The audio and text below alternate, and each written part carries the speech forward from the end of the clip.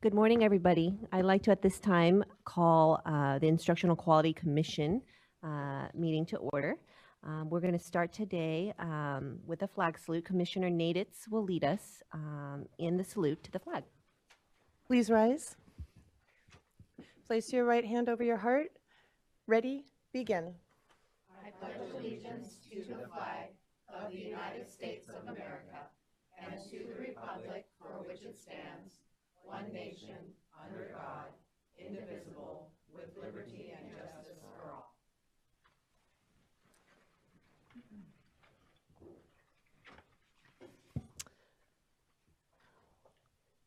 So we're going to start with an overview of the agenda, but before we do that, I'd like to take this time to welcome new and returning commissioners and members of the audience.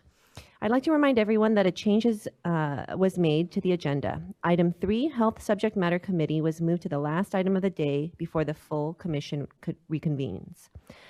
Now at this time, I'd like to introduce our 4 new State Board of Education appointed commissioners to the IQC: Deborah Costa Hernandez, David Pontai, Manuel Rustin, and Pamela Williamson. And I'd like to at this time invite them to say a few words. Well, thank you very much. I am really excited to be here.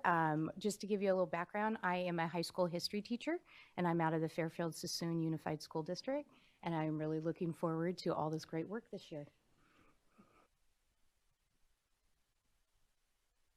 Good morning. My name is Manuel Rustin, and I also am excited to be here, and I also am a high school history teacher.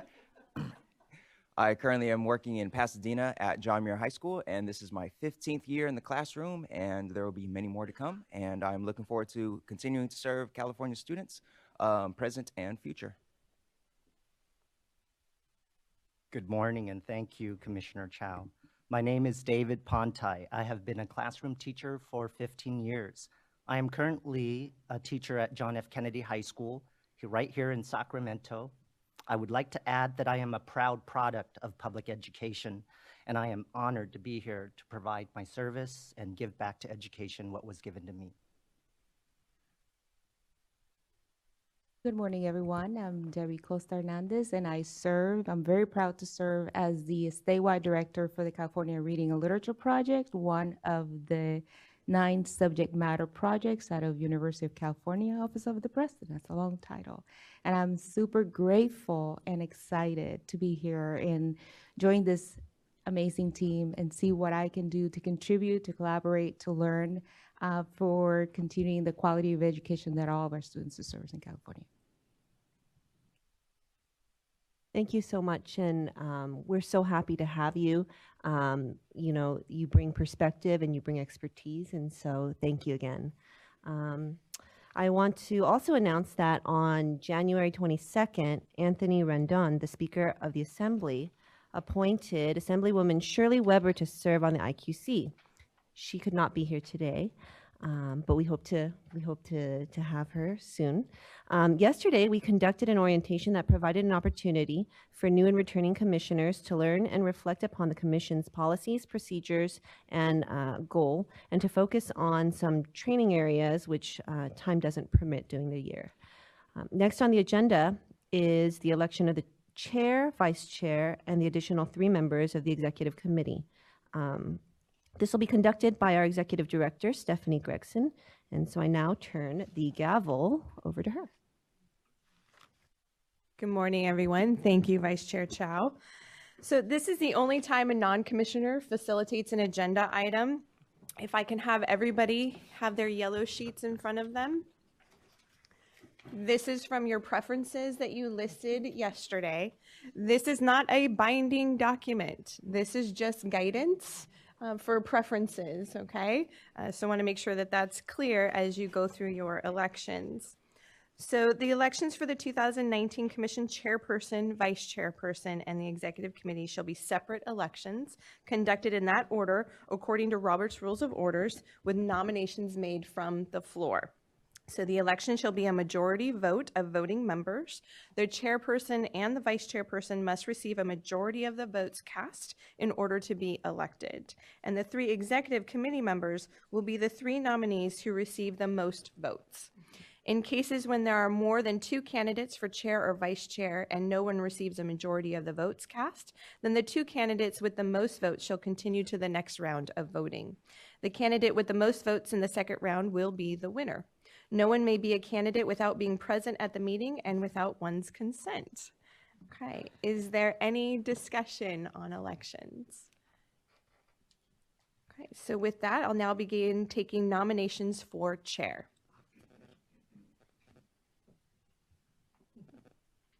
I nominate Suman. Commissioner Fairchild nominates Commissioner Chow. Thank you. I second it. We don't need a second, we just need nominations, but thank you. I nominate Jennifer Wu. So Commissioner Chapman nominates Commissioner Wu. Do we have any other nominations?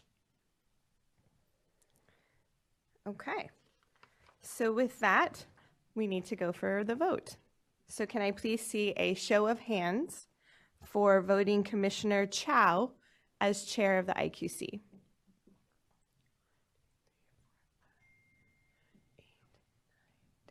Okay, thank you. Can I please see hands for voting Commissioner Wu as chair of the IQC? Thank you. So with votes counted, we have 10 for Commissioner Commissioner Chow. I was looking at who nominated. Commissioner Chow. And we're throwing in a new one. Okay, so 10 votes for Commissioner Chow and 3 votes for Commissioner Wu. So with that, am I accurate, Rhonda? Okay, so with that, we have our new chair, Commissioner Chow. Congratulations. Thank you. Okay, I will now take nominations for vice chair. Could I nominate Commissioner Wu for vice chair? Thank you. I nominate Melanie Murphy Corwin. Thank you, Commissioner Iniguez. Commissioner Tonkovich, thank you.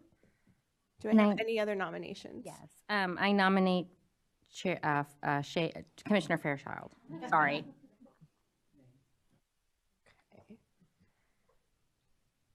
Okay, so we have 3 nominations on the floor. So we'll go to voting. Can I please see a show of hands for Commissioner Wu as vice chair of the IQC? Thank you. I have 9 votes. For Commissioner Murphy Corwin, vice chair. 1, 2, 3, 4, 5. Okay, thank you. I have 5 votes. And Commissioner Fairchild. Thank you. So with the votes tallied, we have Commissioner Wu as our new vice chair. Congratulations, Commissioner Wu. Okay. So with that, I will now take nominations for 3 executive committee members. I would like to. Yes, Commissioner Lara. I would like to nominate Commissioner Diaz. Thank you. Do I have another nomination, Commissioner Delia Renteria? I'd like to nominate Commissioner Fairchild, please. Thank you. Commissioner Tonkovich. I'd like to nominate Commissioner Murphy Corwin. Thank you. Do I have any other nominations? I'd like to nominate Commissioner Natus. My button did not. Okay. So with that, since we have, yes. You may. Okay. So with that, Commissioner Munoz is nominated. So we have 5 commissioners being nominated for 3 positions on the executive committee. So we will go by vote. And with the highest 3 members the 3 members with the most votes will be elected to the executive committee. So we'll start with a question on process. Yes. So does this mean that we can only vote for 1, or we can vote for 3? Because it's 3 people we can. Yes, I know, 3 positions. Correct. I believe you can vote for 3. You can vote for Yes. Okay. You can vote for 3. Okay. So you'll have to be patient with us as we tally to make sure that nobody's voting for 4 or 5. Okay, so if I can have you keep your hands raised until I say thank you, then we can make sure we've tallied everything. Excuse me, do you mind repeating who's nominated? Yes, Commissioner Diaz, Commissioner Fairchild, Commissioner Murphy-Corwin, Commissioner Naditz, and Commissioner Munoz.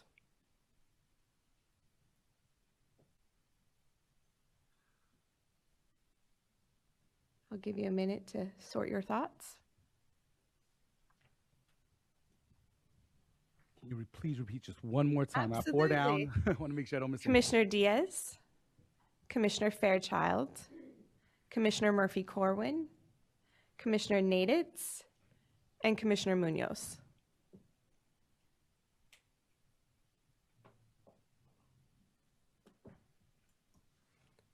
I'll look for ayes as a sign that we're ready to move to voting.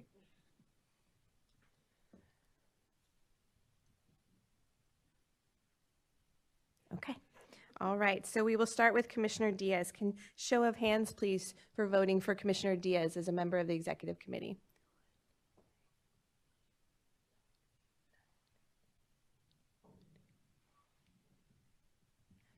I'll look to my team. Are we good? Okay, thank you. Commissioner Fairchild.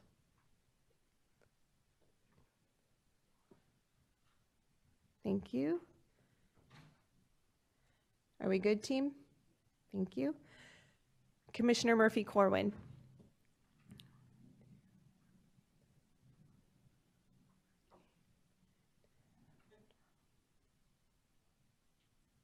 Thank you. Commissioner Naditz.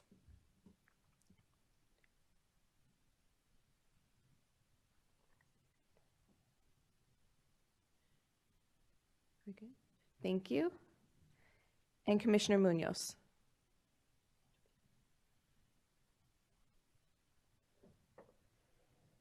We good? Okay, thank you. So with the votes tallied, the three new executive committee members are Commissioner Diaz, Commissioner Murphy-Corwin, and Commissioner Naditz.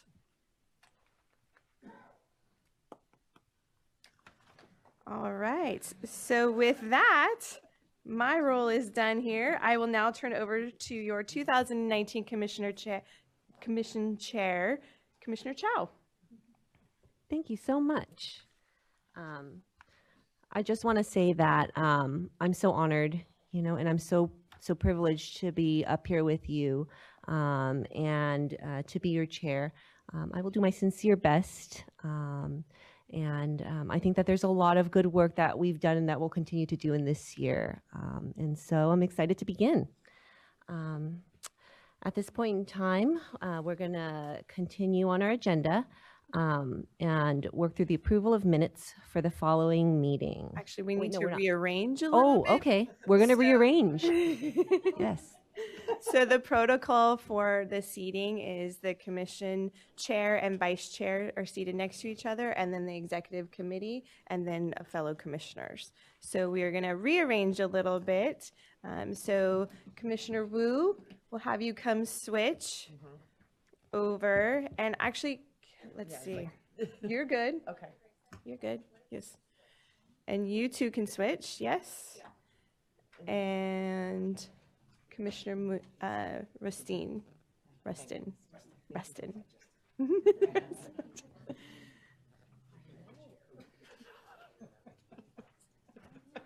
Are we good? I think so.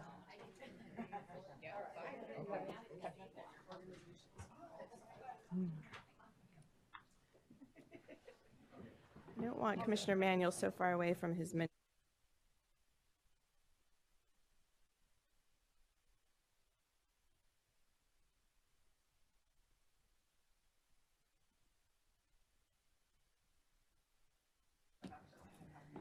So Commissioner Rustin, don't get used to that seat. I'm going to try to figure out a way to get you a little bit closer to your mentor.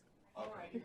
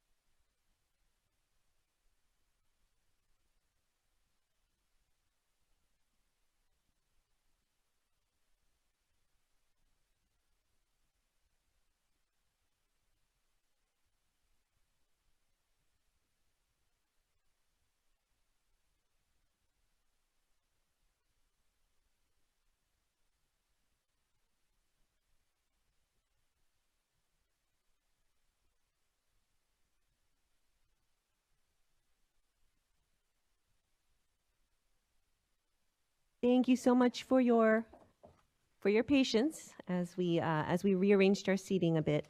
At this time, we're going to move on our agenda to approve the minutes for the November 15th, 16th, 2018 Commission meeting. This is an action item. You have the minutes of the November 15th, 16th, 2018 Commission meeting before you. If you have substantive changes, please present them now. If there are minor changes not affecting the content, please submit them to the staff.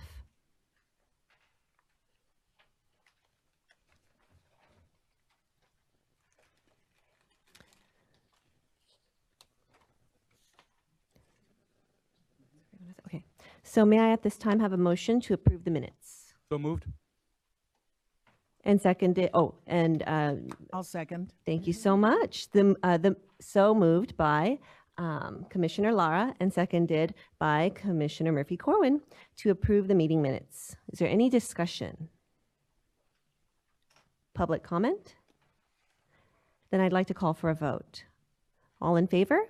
Aye. Opposed? And anyone abstaining from voting? No. Okay, great. So then the motion passes. So the next item on the agenda is the report of the chair. And at this time, I just want to say that, that we have a full plate for this year. We do have frameworks that we're reviewing. We have the health in particular. And so I just want to take this time in advance to thank you so much for your service on this commission and the discussions that we'll be partaking to create a product that is a support for our students first and foremost, and then to our teachers, our educators in California. And at this time, we're going to take our executive director's report. All right, good morning. Welcome, everyone. Again, thank you for your participation in yesterday's commissioner orientation. It was very exciting to be with you in a different format and to engage with everyone. I know my staff and I really enjoyed the day.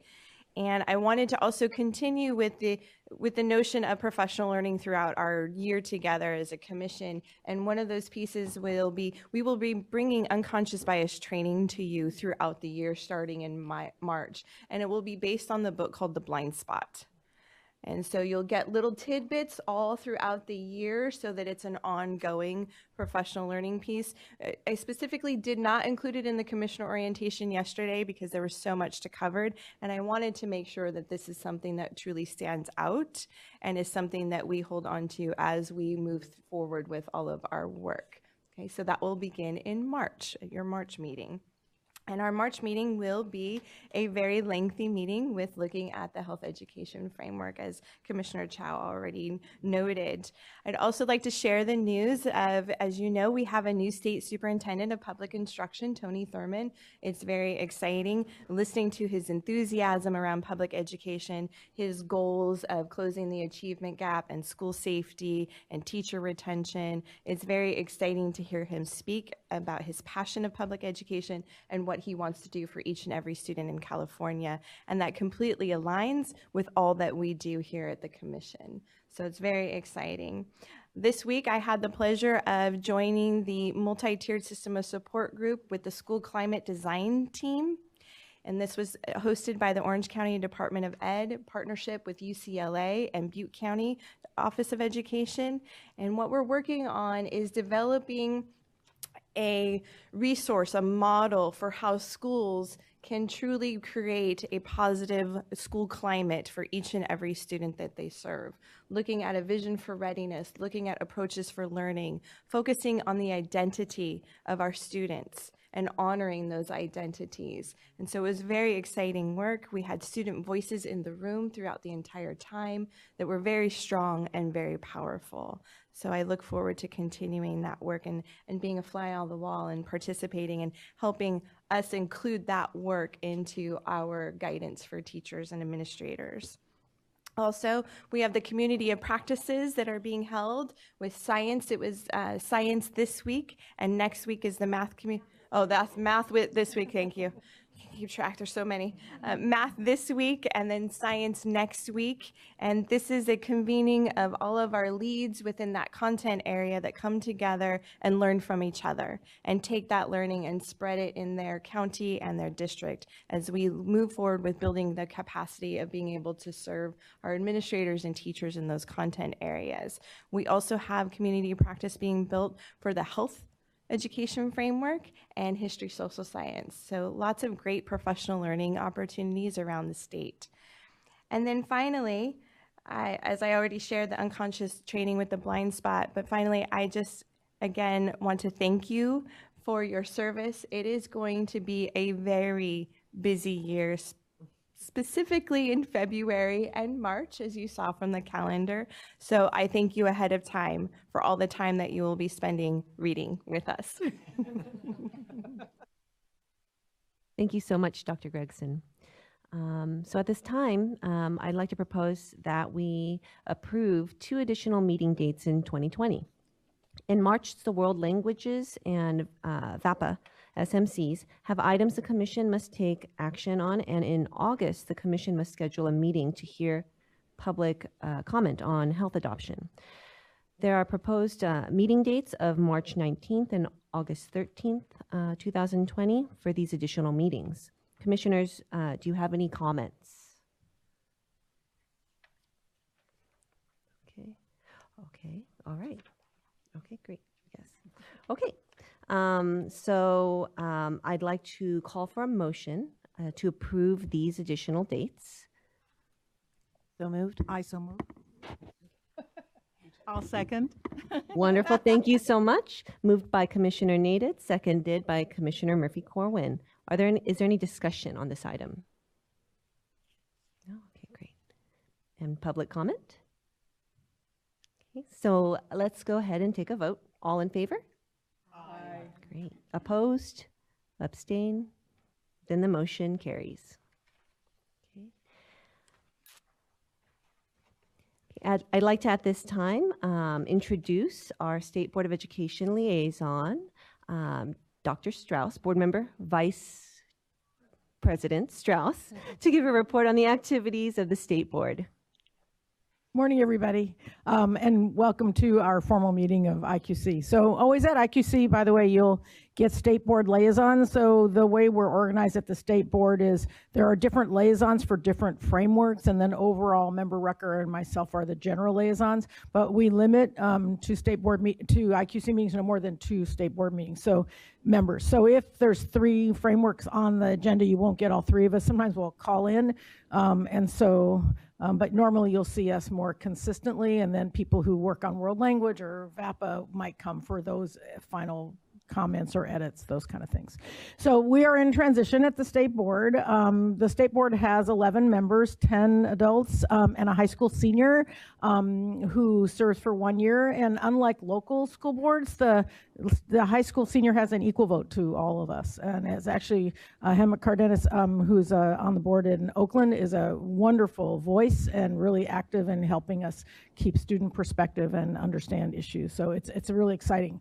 But we have 4 openings on the board right now. 2 board members finished their terms and 2 stepped down. And so that gives Governor Newsom an opportunity to appoint 4 new members, which we expect to be appointed before our March meeting. So the State Board meets every other month, and in between our commissions and advisory commissions meet as well. So I'm serving as I'm the vice president, have been for the last 6 years, and am currently interim chair, but till we'll see in March, we'll reorganize as you all did. So I didn't want to bring you up to date. Obviously we're in transition, but we are continuing to work on accountability, system of support. So one of the things our multiple measures did was identify a variety of areas where districts need intervention or support.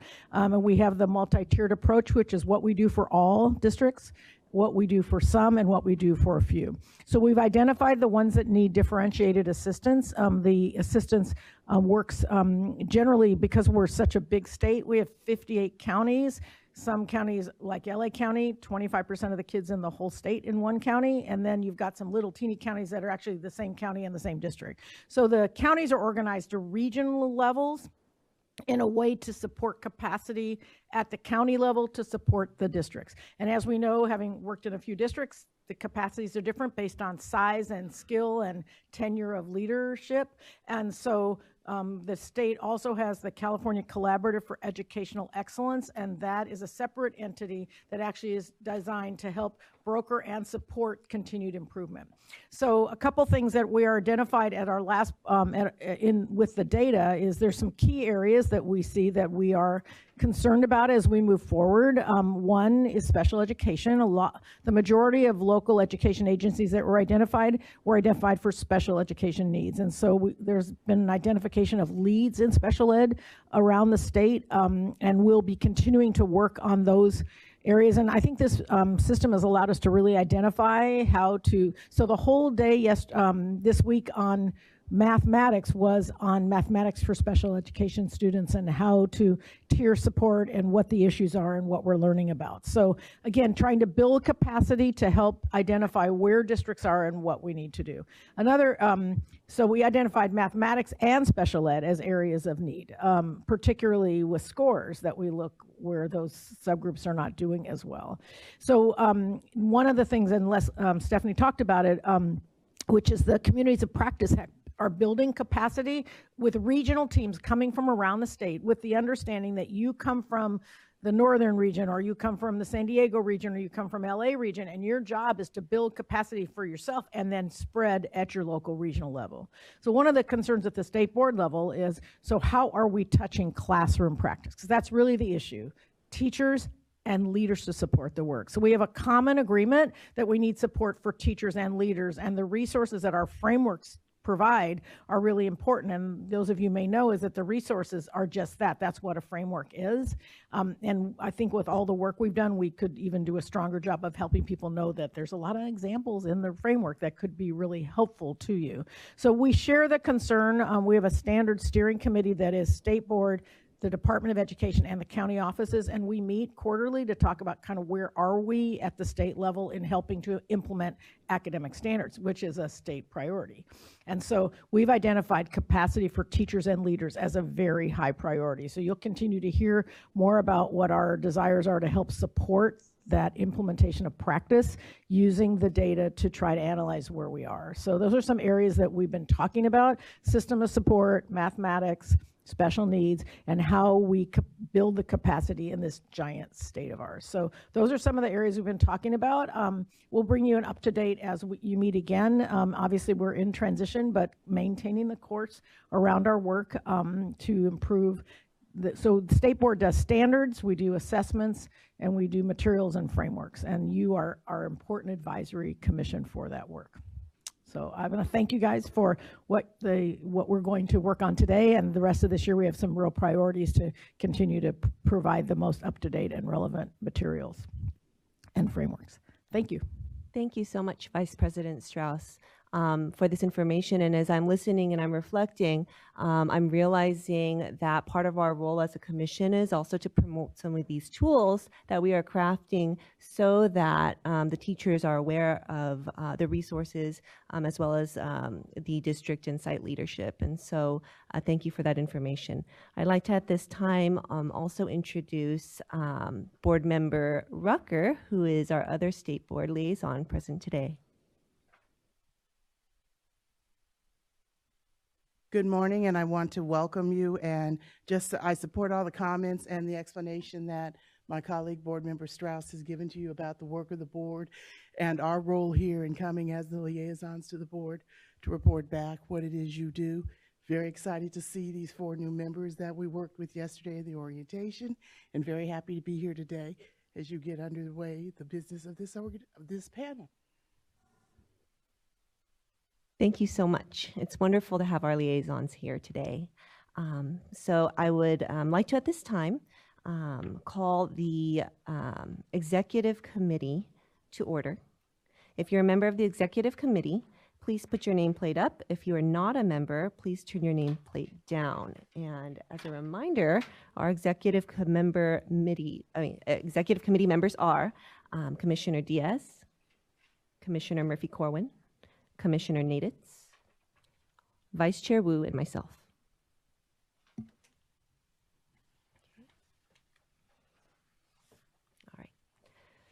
So before I take care of the first item of business of the appointment of the subject matter committee chairs, I want to suggest a couple of changes. A name change from the Visual and Performing Arts VAPA Subject Matter Committee to the Arts SMC to better align with the direction of the standards and framework. And then also a change in the focus of the Ad Hoc Committee from Every Student Succeeds Act to the California System of Support. Okay, is there any discussion? Okay.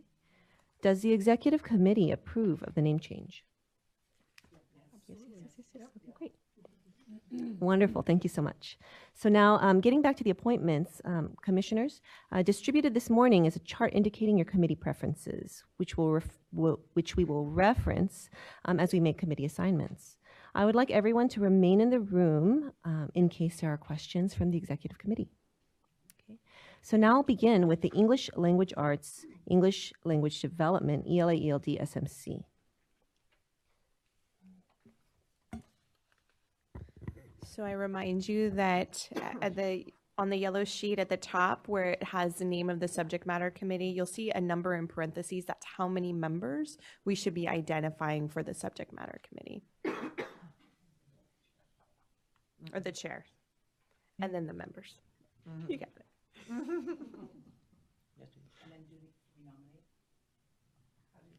Yeah, we don't. No one's particularly chose. Yeah. Right. So what you'll want to do, is look at who is interested in being on that subject matter committee, especially the number. So the number means that they're their priority piece. And then because nobody has identified that they'd like to be a chair, you can ask them if they would like to take on the duties of the chair of that committee. And just as a reminder for all of the commissioners, the subject matter committees that have fewer members, that means that there's not a lot happening. So even if you're identified as chair, the duties will be minimal. I would like to ask David Pantai if he would like to chair the English Language Arts ELD committee.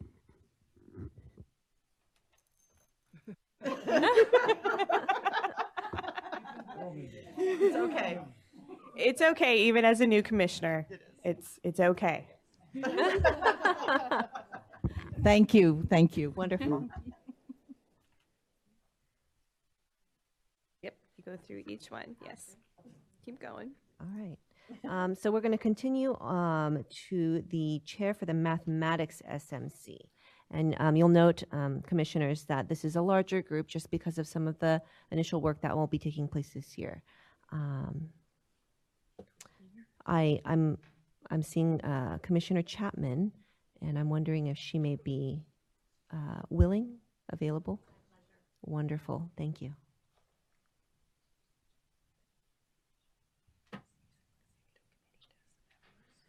And moving on to the History Social Science SMC. I'm sorry, Oh, who sorry. did you choose as chair? Chapman, okay.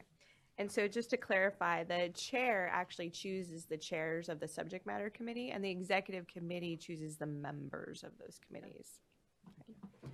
So you have a lot of power, Commissioner Chow. But, as chair. and yet I absolutely appreciate the input. So thank you so much for that, yes. So thank you, Chair Chapman, for your willingness to chair the Math Committee this year.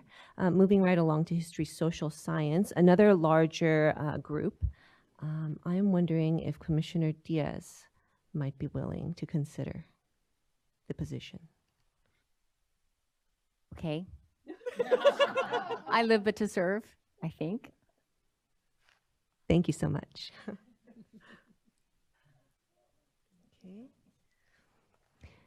For the Science SMC, it's a smaller group. We had a big year last year in science, so it'll be a smaller group this year. Is there any thought on that? Commissioner Fairchild? It would be wonderful. Thank you. Okay. And for health, Commissioner Wu, Vice Chair Wu, would be wonderful. Okay. Thank you so much. PE, so we've moved on to a smaller group, and I'm actually wondering if perhaps Commissioner Lara might be interested and available to chair. Always willing to serve. Oh, wonderful. Thank you so much.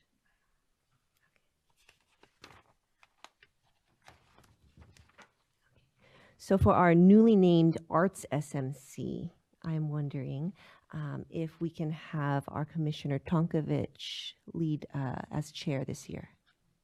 Wonderful. Thank you so much.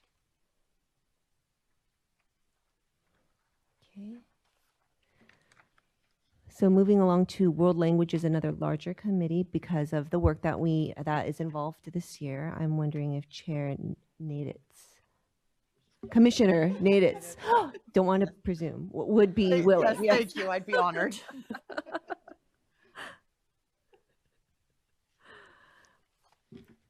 Okay. And for Ed Tech, I'm looking at this committee, and I'm wondering if Commissioner Murphy Corwin may be willing, available. I would be honored. Wonderful, thank you.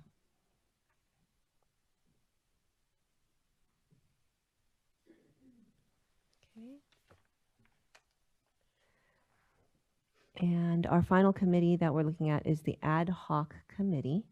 And I'm wondering if Commissioner Iniguez would be willing.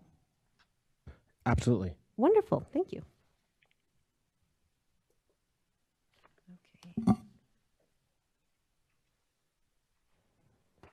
Do we need to read it off now, or are we good? I think we're good. Okay, wonderful. Thank you so much for your service this year as chairs of the various subject matter committees.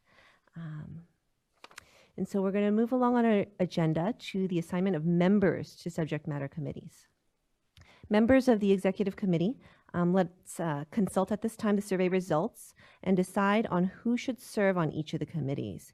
We'll begin with English Language Arts, English Language Development, and work our way across the page. So let's start with ELA, ELD. What do you all think?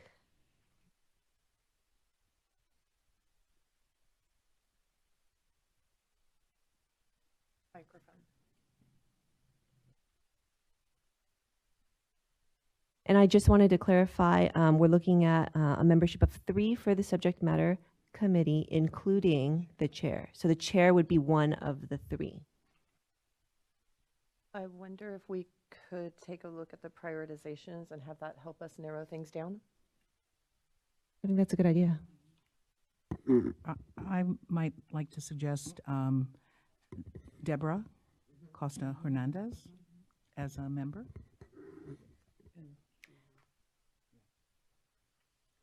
And what was it? Julie? Okay. Julie?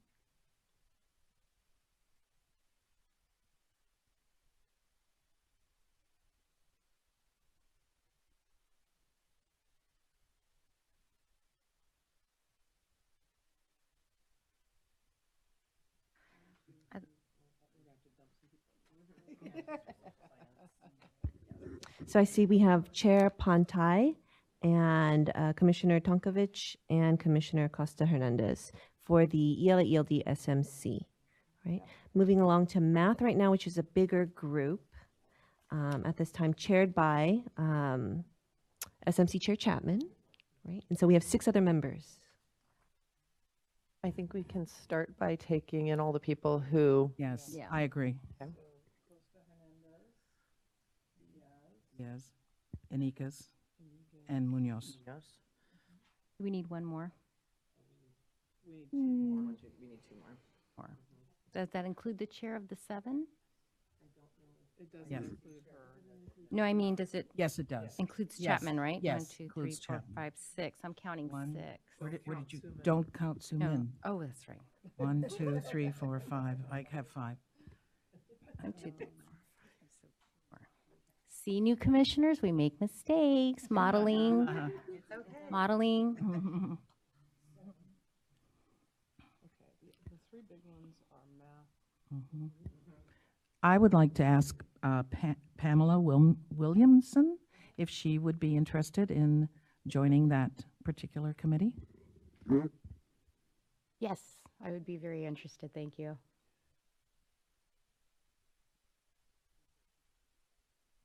Be careful. Okay.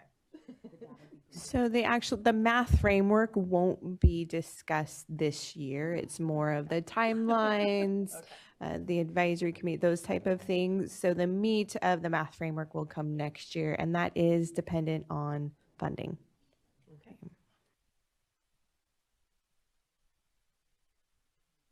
5, 6, 7, we need one more.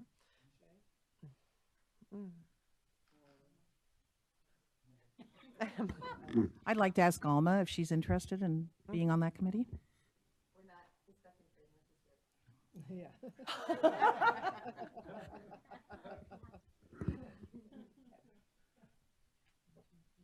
Yeah, it won't be a lot of reading. Yeah.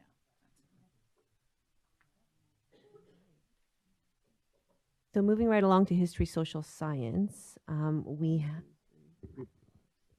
we've wrapped up math, right? Yes. Yes. Okay. So moving right along to history, social I'm science. sorry, could we just clarify the members for that team before we?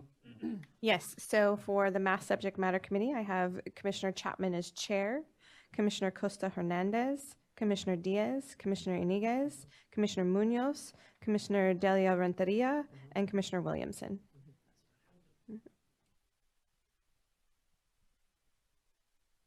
Thank you so much. So moving along to history, social science, chaired by SMC Chair Diaz, right? We need 6 more members, and we have 9 so far. Okay. We do have 2 that indicated that as their 4th priority.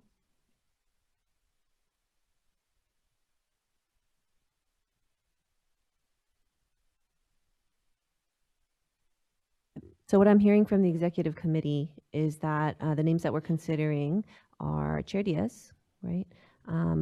Commissioner Lara, Commissioner Munoz, Commissioner Renteria, Commissioner Rustin, and Commissioner Williamson. And also Commissioner Pontai. And Commissioner Pontai. Yes. And I, just so that everybody in the room knows, we do have committees coming up that need more people than they have, so there will be plenty of work to go around. Thank you. Yes. Yes. Okay. So if everybody, the executive committee is in agreement, then we can move on to the science chaired by Commissioner Fairchild. Smaller group, so we need 2 additional members, and I see that aside from the chair, there are 4. I don't need to be on it. So. Okay. All right. Thank you, Commissioner Wu. May I recommend that we take those that have indicated in their number 2? Laura and Williamson, unless we feel Williamson as a new commissioner has got a load. This would be the last one. Okay. Okay. To protect. Yeah. Believe us. We don't want a barrier. Yeah. So I see in this group Chair Fairchild and then Commissioners Lara and Williamson. Perfect. So now let's move on to health, which is going to be a big committee, and this is going to be one that is big this year in general. And at the beginning of the year, it'll be big. Yes. So we have SMC Chair Wu, right? And then I propose that we take the other 3 members who have 4 members. Sorry, Deborah, 3, 4. Yes. Laura. Which leaves 2 more spots available. Can I, I'm just looking, I'm circling at the top, can we just review real quick the ones that are going to be heavy? That's going to be history, social science with the ethnic studies, health, arts, and world language. I'm wondering if we could look at the distribution of those as we, you may be called to serve, and avoiding eye contact doesn't help. I'm a little spunky today, sorry. Just today.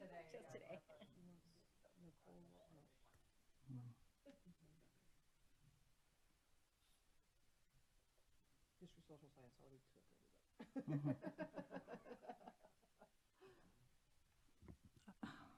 I'm wondering if Christine Chapman would be willing to serve on health?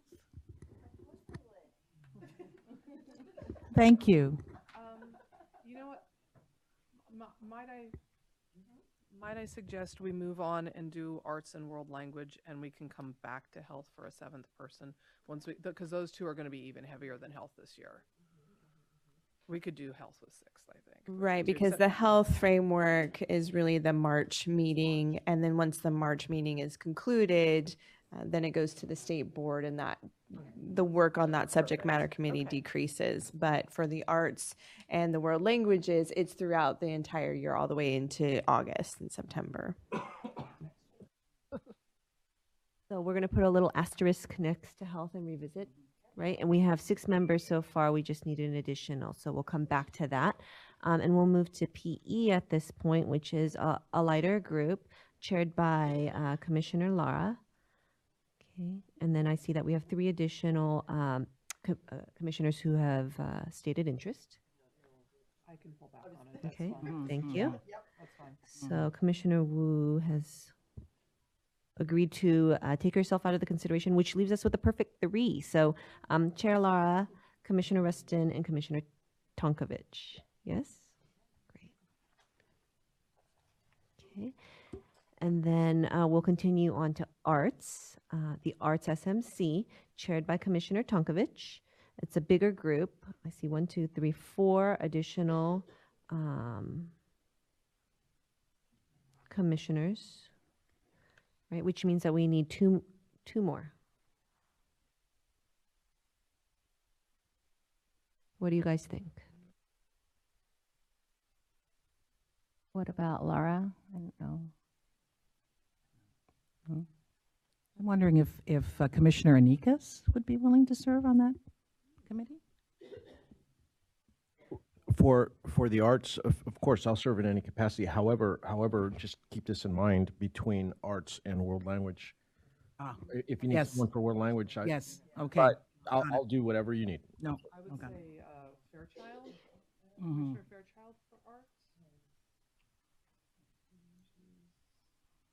She's got help, but that'll finish quick. Does that?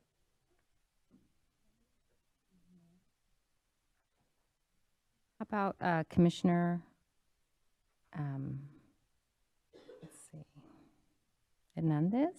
No, she's already on there. Yes, Commissioner Hernandez is already on 4 committees, so she's no longer, unless you switch a committee for her. Can I inquire about the work, and this is for Dr. Gregson, for the ad hoc committee, because as I was looking at areas that we're going to need places, I was considering adding myself to that one, and it's a big one, but I'd be willing to add myself to arts if No, you don't want to be on world language and arts. I did it last year, but yes. Okay. No, because Okay. it's way worse for framework. Yes, it is. That's true. Okay. Okay. So. Because you'll have about 1,000 pages between both of them. Oh, yes. Oh, yes.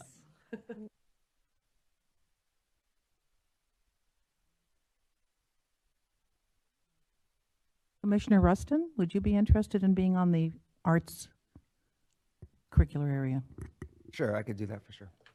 Can we ask Commissioner Rustin if you would prefer world languages or arts? Is there a preference between the two? I don't have a preference. Okay. It is. Because everybody's we going need- to be on one on the other Yep. page. Great. We only have 13 people, and that's 14 spots. So somebody will have to be on. Well, actually, we only have 12 people because of you. Oh, yes, yes. So we are going to need people to be on both. Right. So I see for arts, Chair Tonkovich, and then commissioners, Chapman, Costa Hernandez, Fairchild, Murphy Corwin, Rustin, and then Tonkovich. Oh, no, and then, And myself. yes, and Commissioner Wu. Yes. 1, 2, 3, 4, 5, 6, 7. Yeah, okay. So basically, everybody else goes on world language, and then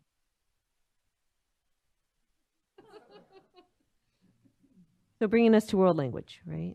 Mm-hmm. 2, 3, 4.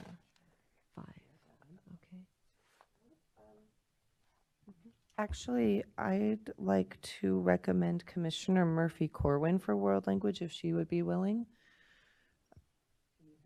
Both. What else? Oh, where did I miss? I thought I was looking carefully. I'm already in arts. Oh, I missed it. Okay, sorry. Numerically, Oh, I did miss it. everybody who is not in arts needs to be in world language. And we're still going to be not quite there.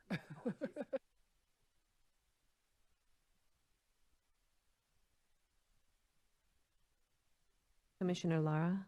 Yeah. Yes? So Diaz, Iniguez, Lara, Munoz. Yes, world language.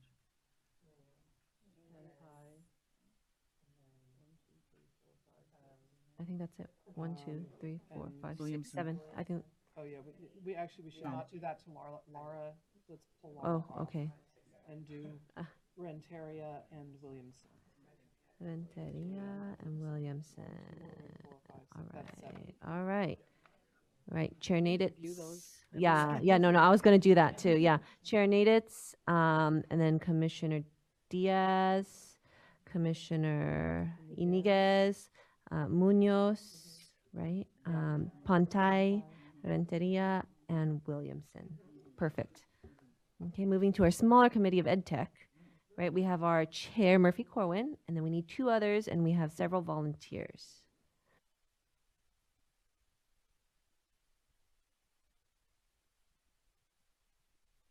What if we take off the 3s and the 4s and, wait, there we go.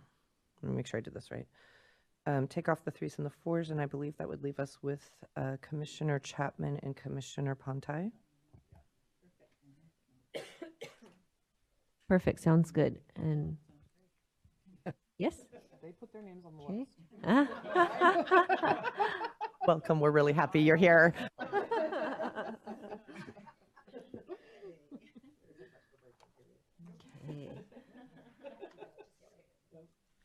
So just to clarify, we do not need 7 members on the ad hoc. Oh, good. Okay. We only need 3. Oh, okay. Thank you.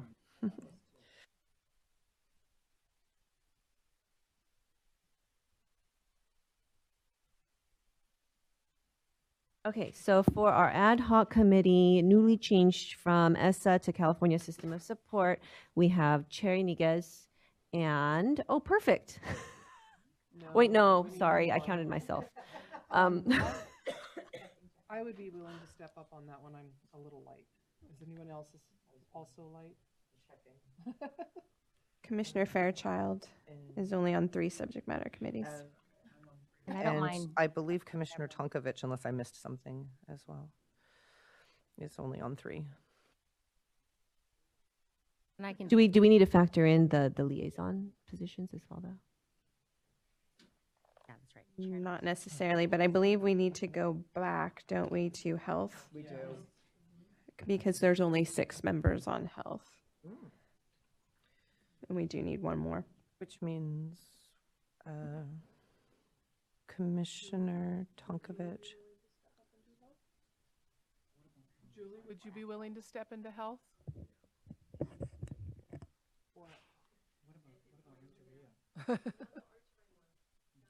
Big. We will be done with health before arts fully kicks in. Great. Thank you so much. Okay. So you want me to put me on ad hoc, or do we want to put? Yes? Okay, fine. perfect. I'll take ad hoc then. Thank you. So, Chair Iniguez, Renteria, Commissioner Renteria, and then Commissioner Wu. And then we're adding Commissioner Tonkovich to health to round out our committee there. Okay. Perfect. So what I would like to do, Chair Chow, is go through each committee and name everybody so that we make sure that we're all clear. Staff, are you ready to double check me? Thank you. And commissioners, feel free to double check. So on the executive committee, we have Chair Chow, Vice Chair Wu, Commissioner Naditz, Commissioner Murphy Corwin, and Commissioner Diaz. For our ELA, ELD subject matter committee, we have Chair Pantay, Commissioner Tonkovich, and Commissioner Hernandez. For math, we have Chair Chapman, Commissioner Hernandez, Diaz, Iniguez, Munoz, Renteria, and Williamson. For History Social Science, we have Commissioner Diaz, Commissioner Lara, Munoz, Pantai, Renteria, Rustin, and Williamson. For Science, we have Chair Fairchild, Commissioner Lara, and Williamson. For Health, we have Chair Wu, Commissioners Chapman, Hernandez, Fairchild, Iniguez, Lara, and Tonkovich. For PE, we have Chair Iniguez, Commissioners Lara. See?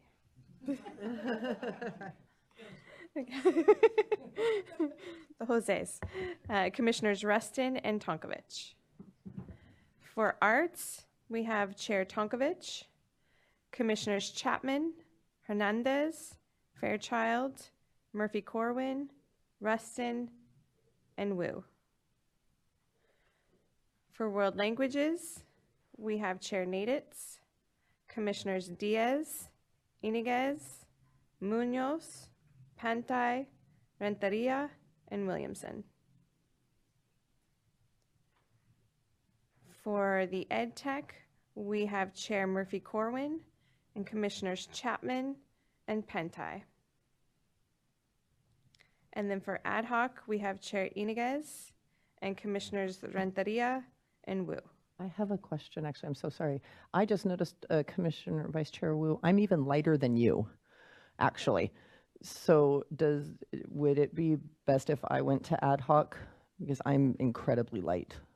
I mean, other than world languages, but I mean, is that, what do you all think? Yeah. Oh, you're right. You only have 2 spots. Yes, I mean, yeah, okay. Yeah, that works. Okay, so now our new ad hoc is Commissioner Chair Iniguez, Commissioners Naditz, and Renteria. Okay.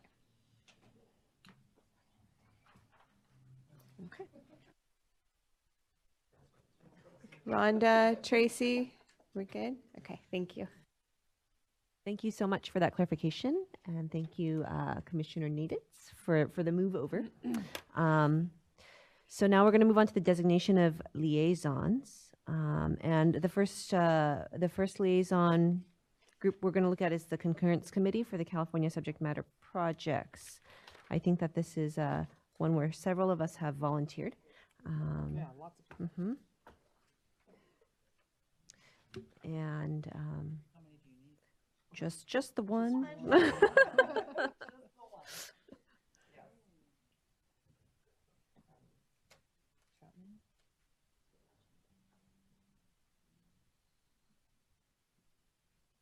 And I'm just kind of looking across at the spread of the different duties.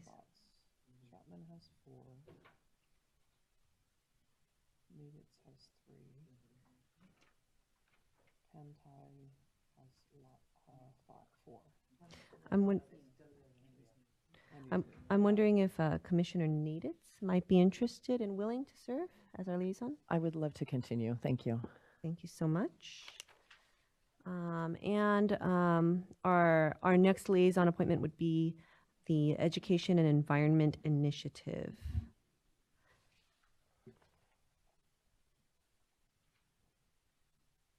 Vice Chair Wu, can you repeat? You had just gone down with some of the ones who were a little bit lighter. I was just looking at Commissioner Chapman has 4. Costa Hernandez has 4. Diaz has 4. Fairchild is 3. Commissioner Murphy-Corwin has 2. No, I see 3 Does because she's she have also 3? on exec. She's on Oh, that's She's on 3.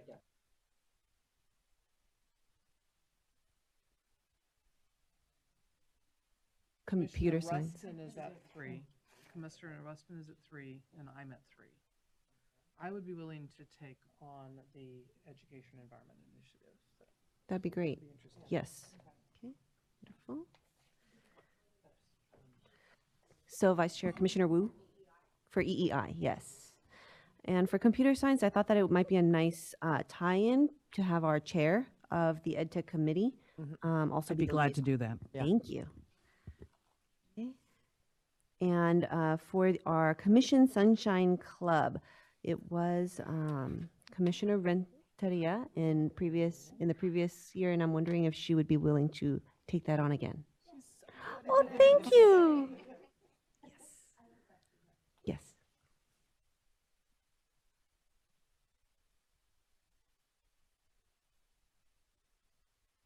All right.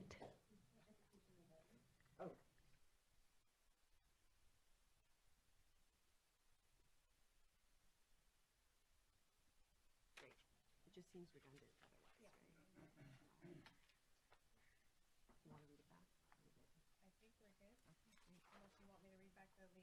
Yeah, maybe if, just for the sake of making sure that we're accurate with our records, Dr. Gregson could read back the liaison appointments. Yes, so for our computer science liaison, we have Commissioner Murphy Corwin. For the concurrence committee for the California subject matter projects, we have Commissioner Naditz. For our sunshine committee, we have Commissioner Renteria. And for the education and the environment initiative, we have Commissioner Wu. Thank you so much. It all seems in order. The next item on our agenda is to establish new committee goals for 2019. First, let's review the goals from last year. So last year, our goals were 1, to ensure every member of the commission follows the Bagley-Keene Open Meeting Act. And I think that we had a very thorough, comprehensive, just wonderful training on that yesterday. The second is to provide support for the 2018 science instructional materials adoption for kindergarten through grade 8, and this was last year's goal, right? 3, provide support for the revision of the health education framework. 4, provide support for the development of the computer science, visual and performing arts, and world language standards and ethnic studies model curriculum.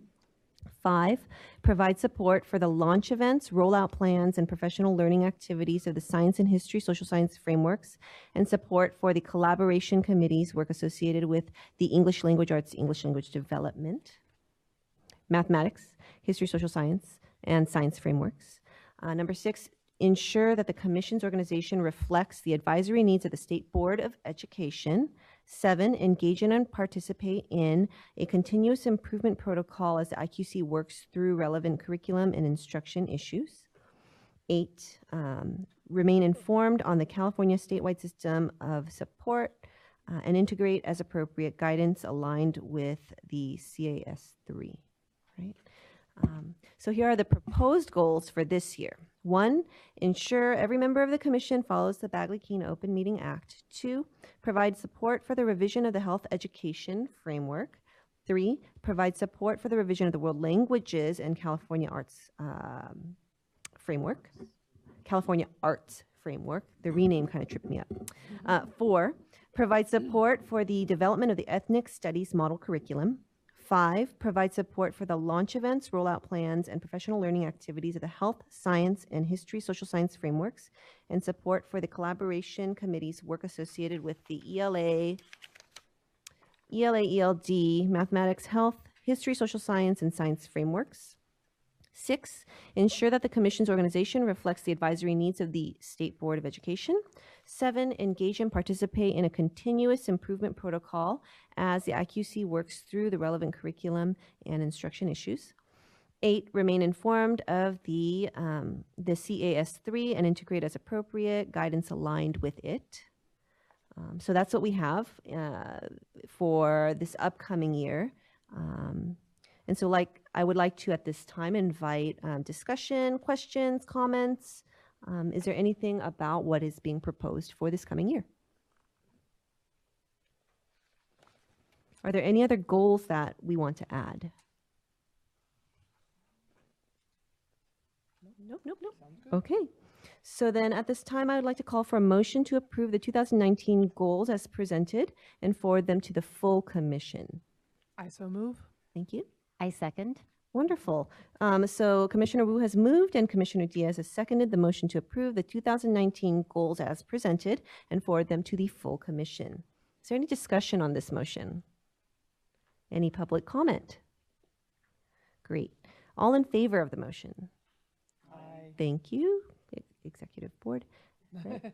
Executive group, right? Okay, and then anyone opposed? I think that was everybody, right?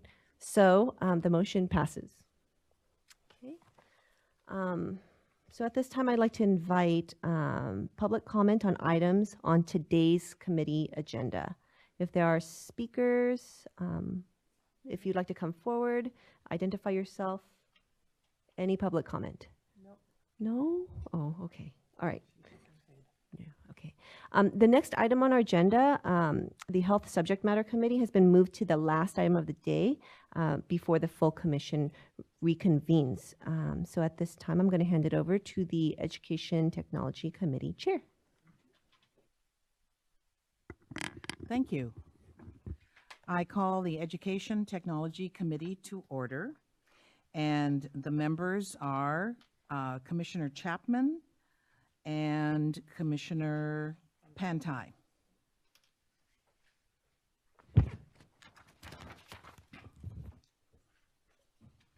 So if you are a member of the Education Technology Committee, put your nameplate up. And if you're not a member, please put your nameplate down.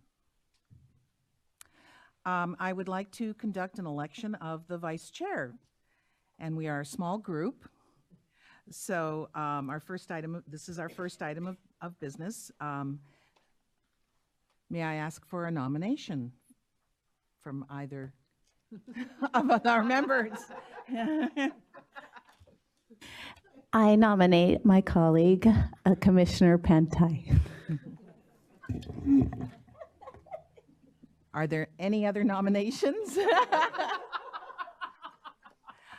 I now close the nominations. And by acclamation, in accordance with Robert's Rules of Order, Commissioner Pantai has been nominated by Commissioner Chapman to be the Vice Chair of the Education Technology Committee. Does the committee approve the nomination? Commissioner Pantai? I do. Okay.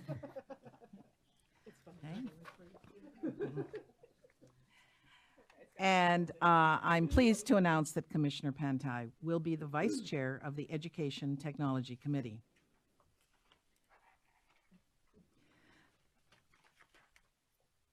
And has been elected Vice Chair. Our next item on the agenda is to establish new committee goals for 2019. And first, I would like to review the goals from last year. In 2018, the goals were provide ongoing guidance and standard support for the development of the California content standards, review and edit the Computer Science Standards Advisory Committee draft standards in preparation for the 60-day public review and comment period, to remain informed on issues that affect education technology as it relates to enhancing student achievement, to continue to support the implementation of the California content standards, frameworks, and statewide assessments through the effective use of education technology, take action in March 2018 to send out the draft standards for the 60-day public review and comment period. Number 6, to analyze the public review and comment period survey results and propose edits to the draft standards to address public comment. Number 7 was to take action in July of 2018 to recommend the draft standards to the State Board of Education. And finally, number 8 was to remain informed on the California Statewide System of Support, that is CAS3, and integrate as appropriate guidance aligned with the CAS3. I'd now like to review the 2019 goals, proposed goals. To number 1, remain informed on issues that affect education technology as it relates to enhancing student achievement. Number 2, to continue to support the implementation of the California content standards, frameworks, and statewide assessments through effective use of education technology. Number 3, to remain informed on the California Statewide System of Support, again that's the CAS3, and integrate as appropriate guidance aligned with the CAS3. Are there any questions or comments about the goals for 2019?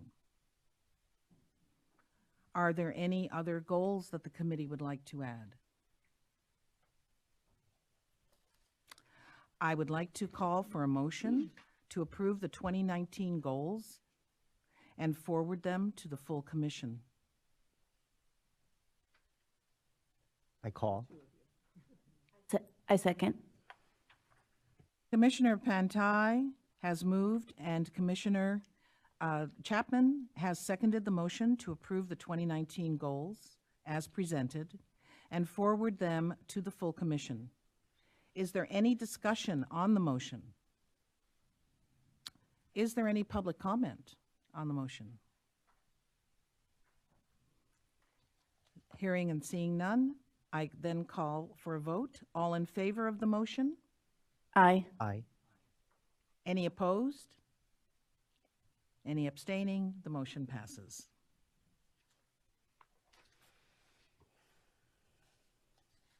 And the next item on our agenda is to discuss the public comment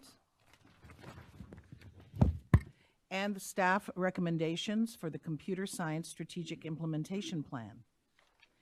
As you recall, back in September, we reviewed a draft of the Computer Science Strategic Implementation Plan based on the recommendations of the Computer Science Strategic Implementation Plan panel. The Educational Technology Committee voted to send the draft plan out for a 30-day public review period with an online survey. The plan was posted from October 1st, 2018 through November 9th, 2018. In total, California Department of Education staff received 54 discrete comments from 11 respondents. One of the writers of the plan, Yvonne Coe, is with us today to review the public comment received and proposed revisions to the plan based on the public comment. And thank you for being here today, Yvonne. Will you do the review now? I think up at the podium, please.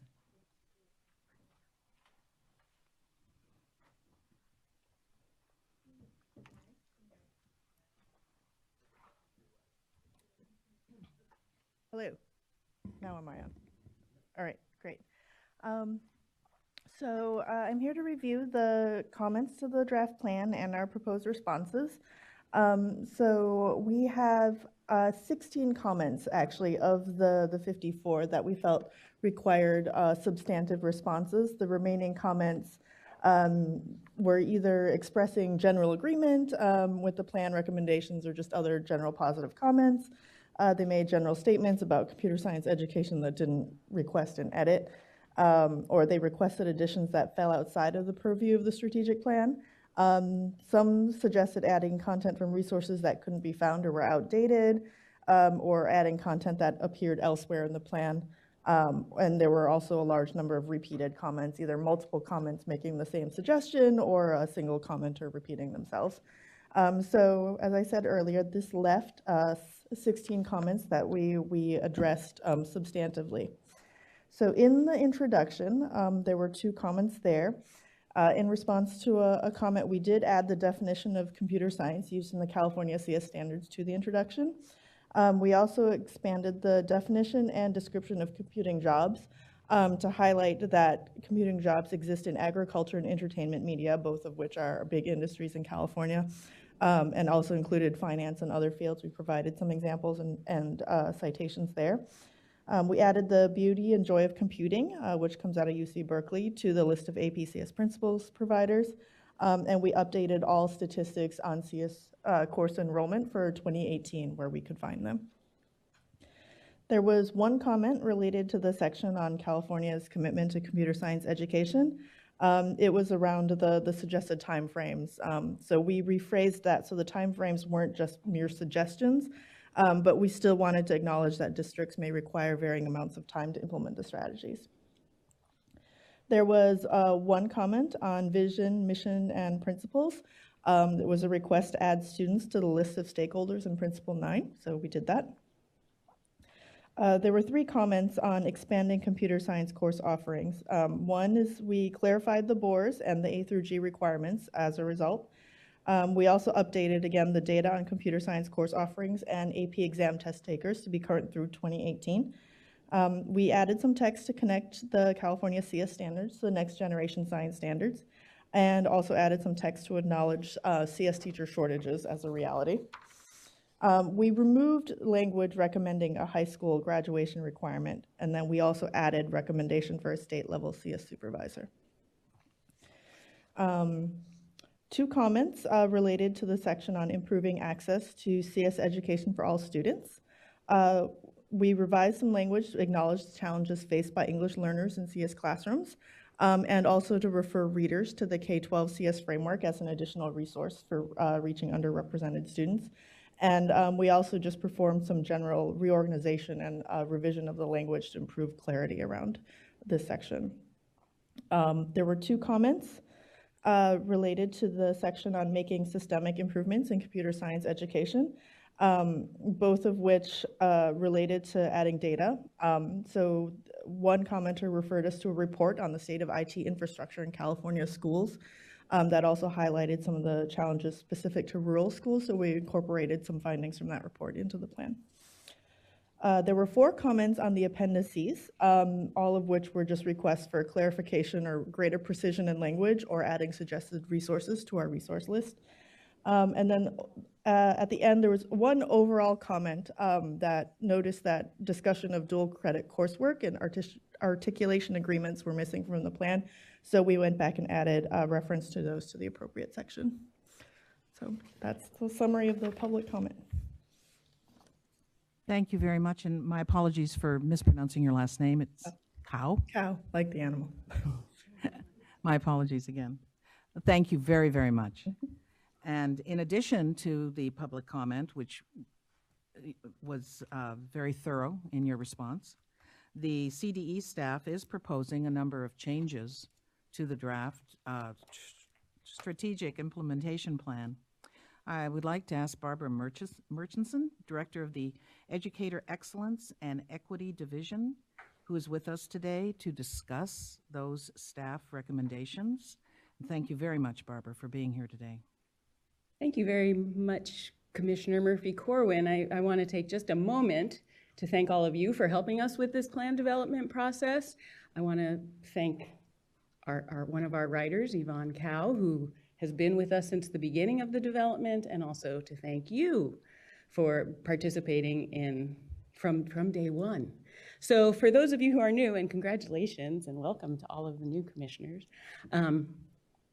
this plan was built on the recommendations that were created over the course of a number of meetings, months, by the Computer Science Strategic Implementation Plan panel. We had nearly 24 very passionate computer science advocates from the education sector, the business sector, a variety of different places come together to build out a robust set of recommendations upon which the plan that we brought to you, the preliminary draft, last September. Our goal in this plan is to make sure that it is, 1, approvable. The next step for this plan is to present it to the State Board of Education in March. So we want to get some feedback from them, but ultimately we want a plan that's approvable that we can present to the legislature and begin implementing in July. And our second really big overarching objective is that the plan be relevant and meaningful and useful to a variety of different constituents. So both in the education field, but also for folks who are thinking about how can we support computer science education at the state level, how can we support computer science education at the local level, what are some things we should all be thinking about. So with that in mind, and given the relatively low number of respondents during our public comment period, we felt that it was important for us to bring to you for consideration another set of recommendations. So first we'll talk about the approvable piece. When I brought the recommendations to the board in early September, I have received feedback on, wow, that's pretty expensive. I mean, they said it much more eloquently than that. But there were a lot of recommendations that were going to cost a lot, would require quite a bit of funding. And having brought plans to the board before, having had that opportunity, I know that state board members and the state board in general prefers not to get crosswise with the budget process and the legislative process. They feel very strongly that it's not the role of the board to approve something that's going to cost a lot of money. That how the money gets allocated and invested is determined through the budget process, the legislative process. So as you look at attachment 2, which is the recommendations of CDE staff for changes to the draft plan, the first thing that we did was go through the plan very carefully and delete references to required funding. I know that if I bring to the board a draft plan for consideration that has what could be considered to be a lot of unfunded mandates, that will not pass. That will not be approved by the board. So you'll see as you look through attachment 2, there are a number of recommendations where we suggest changes that would remove things that require a large infusion of funds. And in some places we've changed the language to say, here are some things that you can do that will not cost anything or will not cost significant amounts of funding. You will see, however, again, thinking about the multiple audiences, we don't want to lose the expertise that we had on the panel. And so for these folks who are deeply immersed in computer science education and implementation of computer science education to come up with a bunch of great recommendations, we didn't want to lose those in the document. So you'll see in a couple of places, we suggest that we move the recommendations that would require an infusion of funding to a separate section. So they would be in the section of the plan, but there'd be a separate heading that says, pending funding, the state should consider implementing the activities recommended by the Computer Science Strategic Implementation Plan panel in the table below. So we don't want to lose those because we think those recommendations will be very helpful to legislators, to our governor, who we know is very passionate about computer science education, potentially to foundations and other philanthropic kinds of folks who might want to invest funds. We want them to be in the document, but we want to make it clear that the state is not saying this is what we will do, because I think if we say it, so we don't want to lose the information, we just want to kind of provide some contextual information for what that means for folks. The second thing, the second big bucket of recommendations that we're putting forth is about having the plan remain relevant and meaningful and have some staying power. So there we are recommending deleting references to specific non-public organizations, because frankly, we don't know if they will be around forever and we don't want to go in and edit a plan. A plan should have that staying power. So we're recommending the removal of that. And another big recommendation is, and for the same reasons, is to move the appendices, delete the appendices from the plan and instead link to web pages, move the information from the appendices onto CDE web pages where we can update them to make sure that the information on them is current. One good example, one of our appendices lists a bunch of course codes, and the department is working with the Commission on Teacher Credentialing right now to update course codes. So rather than go in and try to adjust an approved document, we would want to update that information on our web pages so that we would all have access to the most timely current information. We would have links to those web pages in the plan. So if anyone went into the plan and clicked on that link, they would get to the information, but it's much easier to update a web page than a document. Same thing, we have an appendix full of resources. And you know, resources, we're always learning more about high quality resources. We want to make those available. Much easier to update a web page than it is to update a plan document, particularly one that's already been sent over to the legislature. So The third recommendation that you do not see in the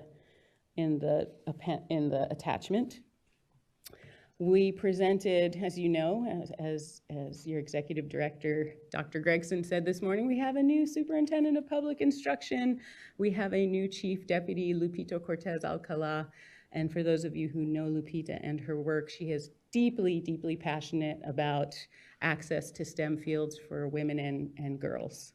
Right, so as we talked about the item that we were going to be bringing to the board in March, she said, could we make sure that the plan has an emphasis on how we ensure or how we develop strategies to make sure that young women and girls have access to computer science education in the computer science fields? And we said, sure, we'll bring that to the IQC, probably not as formally as we would like to, but where possible, we'd like to emphasize those strategies in the draft. So those are our proposed changes. I welcome any questions that you have about those, or if you'd like me to go into more detail about any of the specific recommendations in attachment 2. And Yvonne's here if you have specific questions about recommendations in attachment 1. First of all, I want to thank both Yvonne Cow and Barbara Murchison for all of their hard work in what you have done. Also, as someone who has have been fortunate enough to have knowledge of computer education from its very earliest beginnings back in the 80s. I do know, and I have personal experience with the fact that two things that often affect the progression of educational technology in large ways, like throughout the state of California, is financial considerations. And I appreciate the fact that you have been very sensitive to that issue. I would like to, just before I open it up to the public, just ask my committee if anybody has any other questions or concerns that they'd like to express at this time. No questions or concerns, just excited that the resources will be online and available to teachers and administrators to review, and something that will be updated on a regular basis. Great idea. Yes. One more thing. Yes. Just to make everyone feel a little more comfortable with the recommendation about removing some of the fiscal implications. Just recently, we can see already that there's some nice movement happening across the street in the legislature. We already have Assembly Bill 182, which proposes that the CTC build a single subject credential for computer science. And we also have one of the which is one of the recommendations in the plan. But AB 20 recommends that a coordinator position for computer science be established here at the CDE, which was one of the recommendations in the plan that we will move to the section that costs money, but folks are already making use of the recommendations that were put together by this panel last fall. And so I think there's a lot of interest in this, so even if they're moved to a separate kind of section of the plan, people will be using the broad suite of recommendations that will be contained in here. So just to feel a little more comfortable that that process is underway, even as this process is underway. And also, again, to second what Commissioner Chapman said, I'm very, very excited that you're using links, because that was always another issue. Anytime you're dealing with technology, we are moving rapidly. And 2 years from now, we may have things available to us that we don't even know about. We have no idea. Right. Very exciting. Thank you. Thank you again. Thank you, both of you. At this time, I would like to ask if there are any members of the public who would like to provide comment on the draft strategic implementation plan or any of the issues that we have discussed.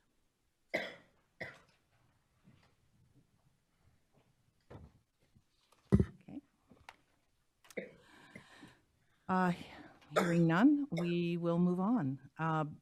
Now, before we move on to take action to recommend the draft computer science strategic implementation plan, do any members, once again, of the Education Technology Committee want to discuss anything at all that they have heard at this point? Then I believe we are ready to take action on the draft strategic implementation plan. I do need a motion from an Education Technology Committee member to recommend to the Instructional Quality Commission the draft computer science strategic implementation with the changes that we have heard and agreed upon today. So moved. I second. The motion has been made by Commissioner Chapman, and it has been seconded by Commissioner Pantai. Is there any discussion on the motion? Hearing none. Are there any commissioners not on the Educational Technology Committee who would like to comment on the motion?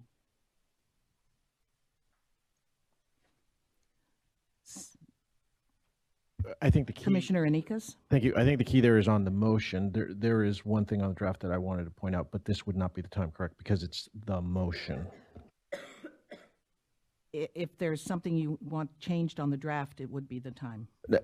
Well, not necessarily changed, but I'd like to point out something if I could, and it may not necessarily be something that we need to change, but I just wanted to point out for people who work on the LCAP in districts, if you look on page, just for consistency's sake, if you look on page, give me a second here. I'm looking at the page 12, because I didn't see line numbers on the draft. Commissioner Iniguez, are you in the plan or the comments document? I'm in the plan, I'm sorry. Thank you. I'm in the plan. And it's under the section that reads funding strategies for expanding course offerings. There is a sentence that begins with funding is specifically designed for schools to implement new and improved instructional services for the most struggling students. And while there's nothing wrong with that in general, I just want to point out that the LCAP form itself uses a slightly different language, and I don't know if it's important to be consistent. That language is increased or improved services for unduplicated students. Just wanted to point that out. I don't know if we want to be consistent with the LCAP form itself. Thank you for that feedback.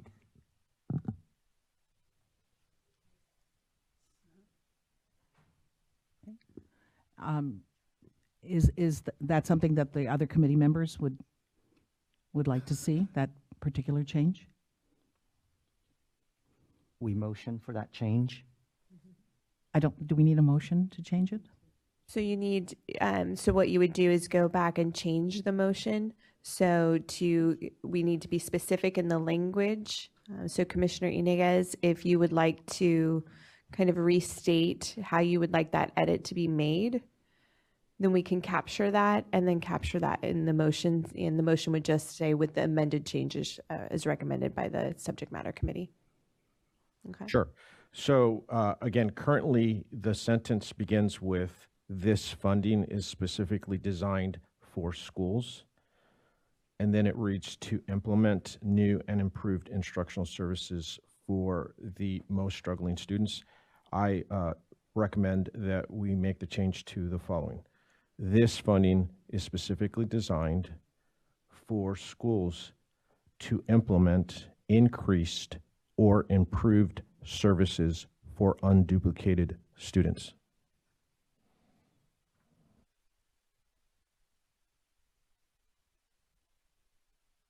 Can I add a thing? Because I do like the idea of consistency. I do like the phrasing increased and improved services. I think that lends consistency. I'm wondering though, for the audience of the plan, if it would be clear to them what unduplicated students meant. So I'm just kind of posing that as a question to the group, right? But I like the first part. Mm-hmm. No, I agree, and my comment is intended for that, just for people to be consistent as they compare different documents. Would struggling students encapsulate that or no? Not always. Well, not necessarily. There are students who are struggling that fall in categories other than the unduplicated group. But I'm really not trying to split hairs. Just again, wanted to point out that there's a difference in language. Can we have both? Can we have both struggling and? You'd ask the writer. Right, can we do this, writers? Writer? Sure. I really appreciate that feedback, and I think your point to use language that's consistent with the other language that we've all been using around LCFF is a really great idea. So we'll work that into the draft with your, I see heads now. I don't know if you need a formal motion, but yes, we will work that into the draft. Okay. Then, if I may, I'll go back to the now amended motion that to recommend to the Instructional Quality Commission the draft computer science strategic implementation with amended changes. And I will once again ask for it to be moved and then seconded. So moved. Second. Thank you. Is there any further discussion on this motion? Are there any comments from commissioners not on the Educational Committee? Any other comments? Are there any comments from the State Board liaisons? Is there any public comment? Okay, this is exciting. This is fantastic. It's finally happening. I believe that we are ready to vote. Please remember, at this point, only members of the Education Technology Committee can vote. So, all in favor? Aye. Aye. Any opposed? I didn't see any abstentions. And therefore, I want to say yes and thank you. The motion passes. Yay! Thank you so much for your support. We appreciate you. And we really appreciate everything that you have done. Thank you, thank you, thank you. And is there any other public comment on items on our committee's agenda today? And seeing none, I am going to close the meeting very proudly and happily, by the way, of the Education Technology Committee. Meeting is closed.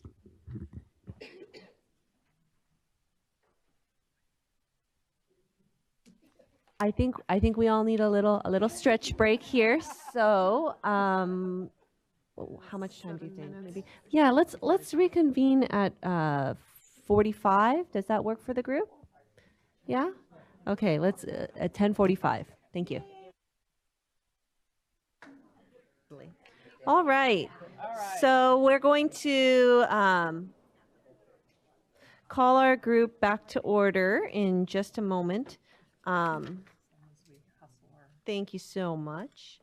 I think, so we have finished the computer science SMC.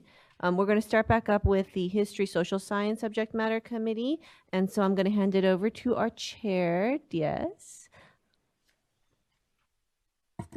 Thank you, Chair Sumin. And see, Chow. It's okay. Okay, I call the Social Science Subject Matter Committee to order. And just to refresh everyone's memory of what we just did, the committee members are Commissioner Lara, Commissioner Munoz, Commissioner Pentai, Commissioner Renteria, Commissioner Rustin, and Commissioner Williamson. So if you heard your name, please put your nameplate up. And if you are not on the subject matter committee, please put your nameplate down.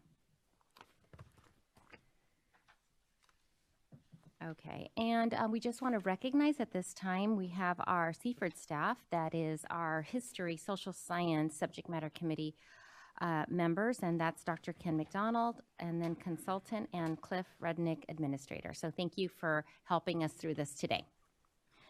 At this time, the first thing we are going to do is elect our vice chair for our committee.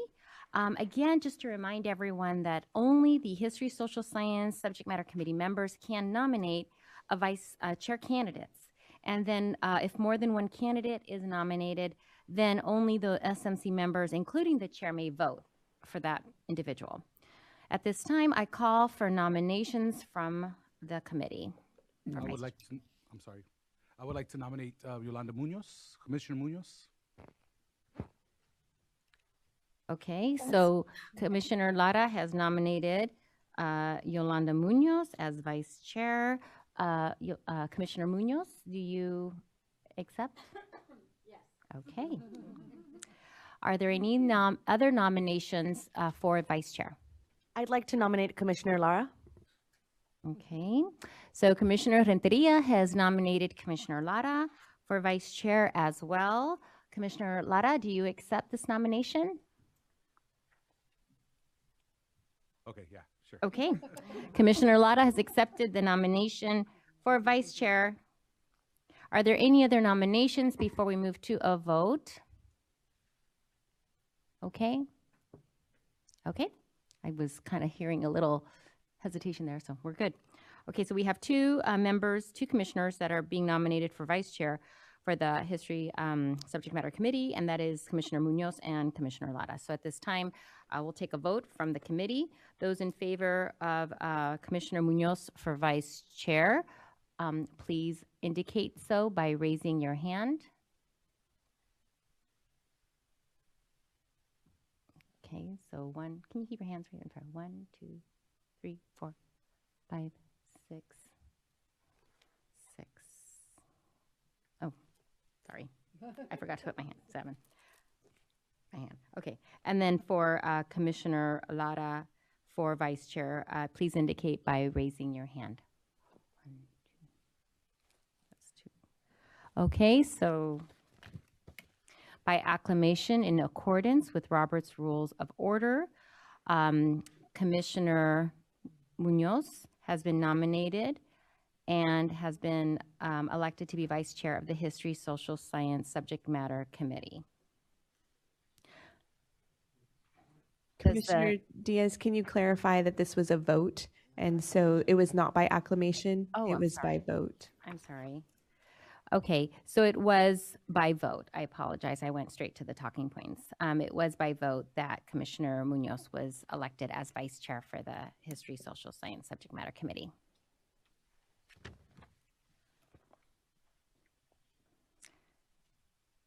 Okay, congratulations.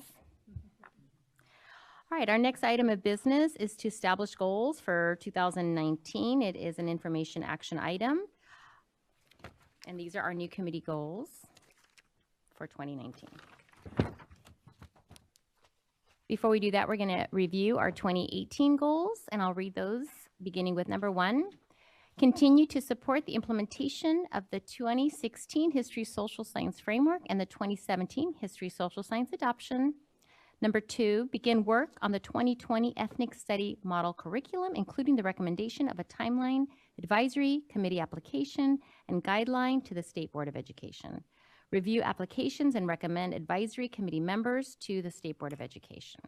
Number 3, remain informed on issues that affect curriculum, assessment, professional learning, and instructional materials in history, social science. And last, number 4, remain informed on the California statewide system of support, CAS3, and integrate as appropriate guidance aligned with CAS3. Okay? Our new goals, or proposed goals rather, for 2019 are as follows.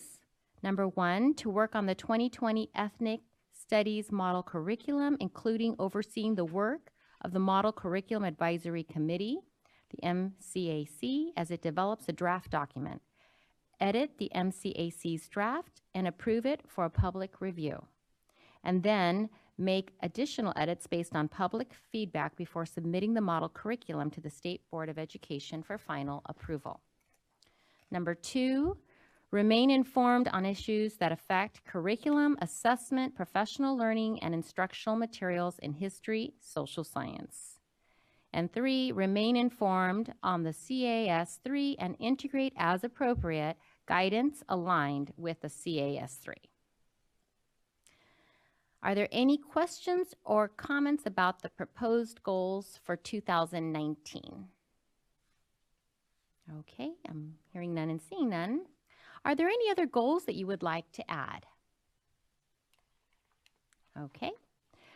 Hearing none, we're going to take for a motion to approve the 2019 goals as presented and forward them to the full Instructional Quality Commission.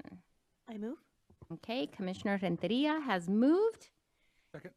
And Commissioner Lara has seconded the motion to approve the 2019 goals as presented and forward them to the full Instructional Quality Commission. Is there any discussion of the motion? Okay, any public comment on the motion? Okay, seeing none and hearing none. At this time, please indicate by raising your hand. All in favor, say aye. Aye. Aye. Opposed? Abstentions? The motion passes. Next, we're going to recommend an additional member and co-chair of the Ethnic Studies MCAC. As you know, what we did prior is we recommended a set of 20 applicants to serve as members of the Ethnic Studies Model Curriculum Advisory Committee at our November meeting. We also selected 2 individuals to serve as co-chair of this committee. However, one of the applicants we chose to serve as co-chair has withdrawn from consideration. At its meeting in January, the State Board acted to empower the Commission to do 2 things. 1, to recommend an additional applicant to serve on the committee, and 2, to select one of the recommended applicants to serve as co-chair of the committee. Because the board has delegated this authority to us, we will be making a recommendation to the full commission on these 2 items, and the full commission will make the appointments tomorrow. The State Board of Education will take action on our recommendations at their March meeting, but it will be a retroactive action so the committee can begin work as scheduled. Just as a reminder, the candidate who withdrew was a college professor. The staff sent you an email with the numbers of the other college professors you had recommended for discussion, but had ultimately not been selected. At this time, I'll ask that Dr. Ken McDonald give us a little background on that email and what we're tasked to do. Thank you, Chair Diaz. I wanted to let everyone know that there was one number I left out of the talking points. So those numbers were 403, 410, 416, 436, 455, 516, which was the one that I left out, and 517. To be clear, these were individuals that the committee had recommended at the last meeting, but were not ultimately selected for forwarding to the State Board of Education. So these are people you've already discussed and felt were worthy of being put to the front of the line. I do want to let you know that I contacted these individuals to make sure they were still available, and candidate 410 indicated that she was no longer available to serve on the MCAC. Thank you so much, Dr. McDonald. I just want to clarify before continuing that the full commission will make appointments later today, not tomorrow. Tomorrow we will be not here. Okay, so hopefully all of you have made those edits on your notes. And again, while these are suggestions by our Seaford staff, you may select anyone you wish from the remaining applicants.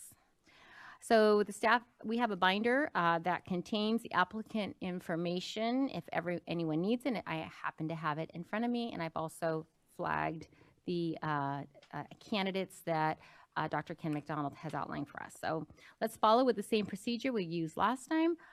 First, we'll take nominations for a new candidate that members of the subject matter committee would like to appoint, and then we will discuss those recommendations before coming to a decision. So members of the subject matter committee, are there any applicants you would like to recommend?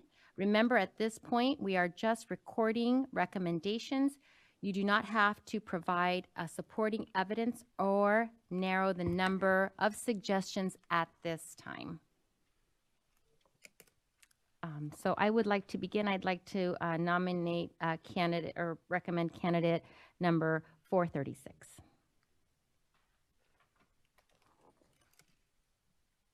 I'd like to nominate candidate number 517.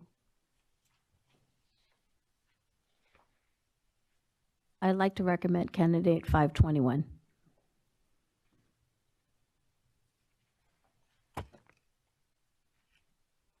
So candidate 521 is already on Oh, are the they? advisory committee, yes. Okay, never mind.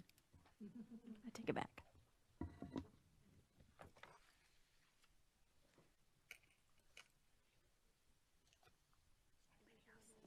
Um, 436. We have, so to clarify, we have 436, 517, and 521? No, she's already on it. Okay. Are there any other recommendations besides, just to double check, we have a commissioner that is not on our subject matter committee that at this time, may I? As chair, you can have conversation from anyone else in the group if you'd like. Okay. So as chair, I'll go ahead and open it up to any recommendations that other members from the commission would like to make. Yes. Commissioner Diaz, thank you. As a former member of the HSSMCC, I went through these applicants very carefully, and I would like to suggest 516 because based on their application, the experience, publications, and their presentations in the resume, very strong candidate.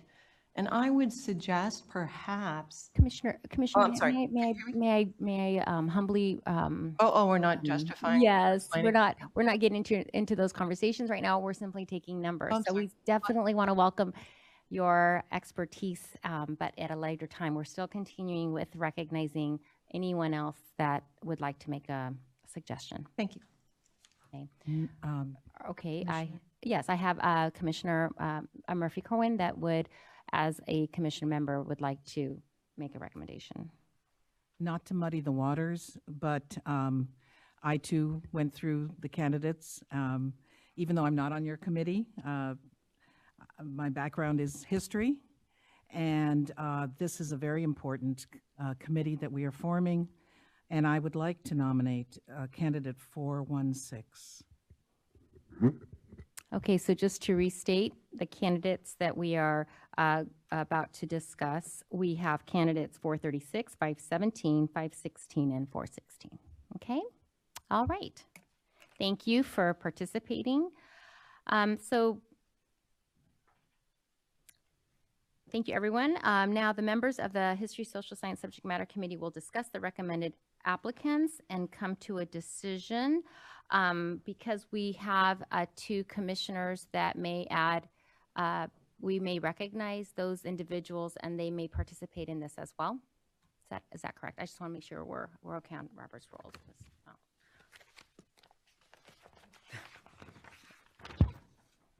Need page turning time.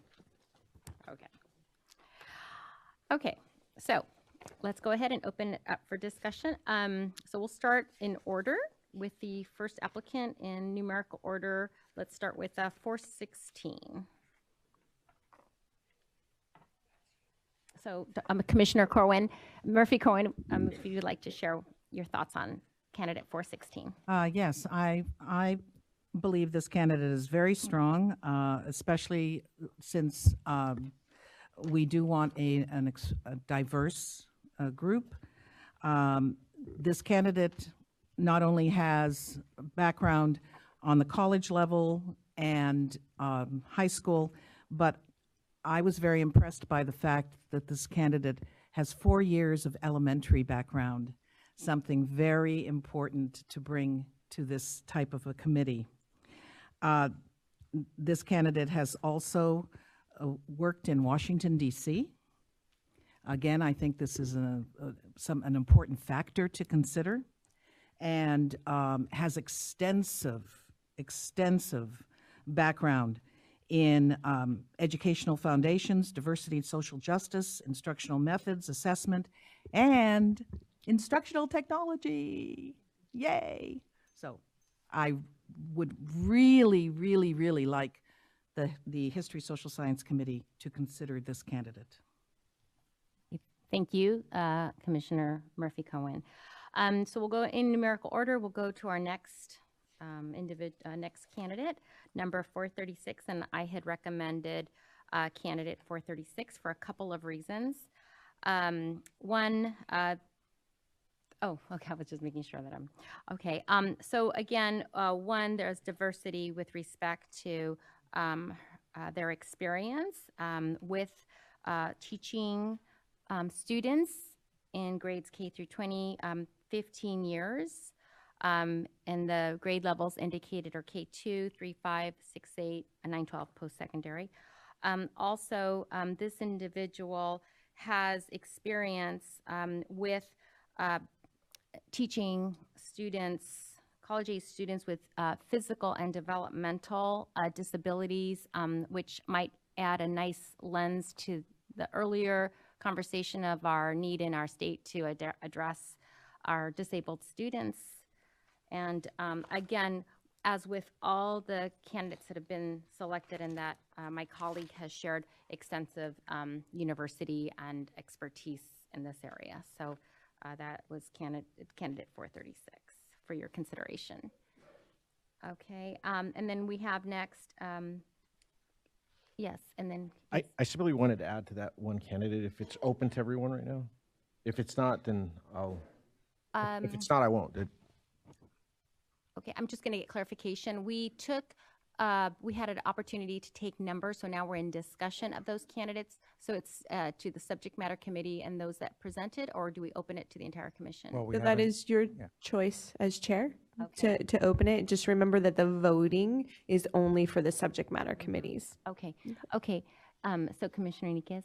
Yeah, the person that you nominated, simply wanted to add it, that person, the number which I forget here, 436, thank you, is also currently working on creating a course for veteran and new teachers at the K-12 on ethnic studies in particular.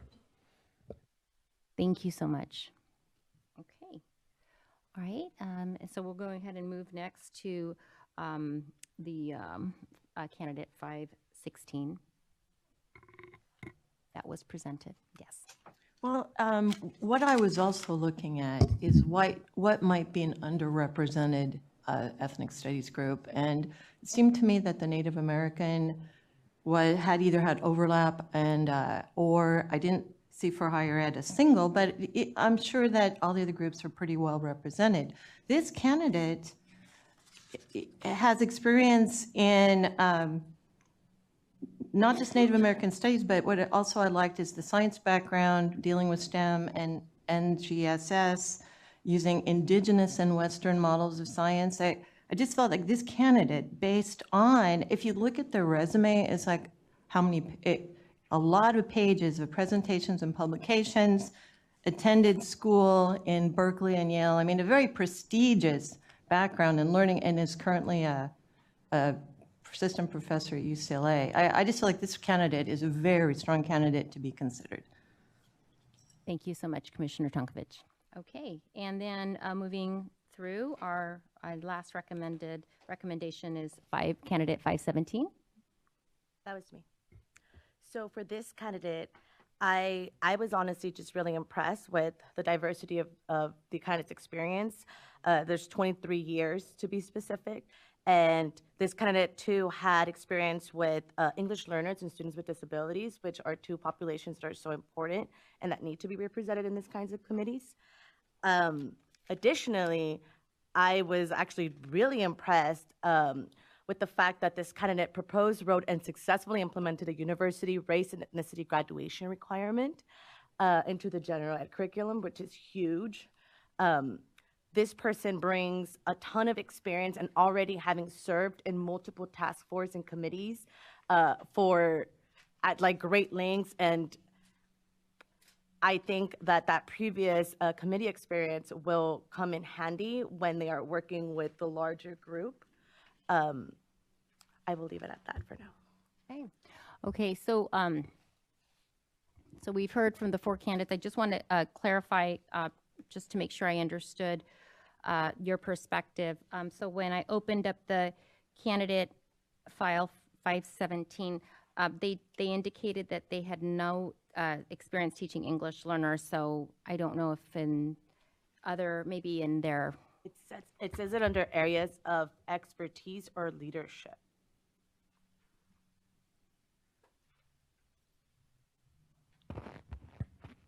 So 1, 2, 3, line 4.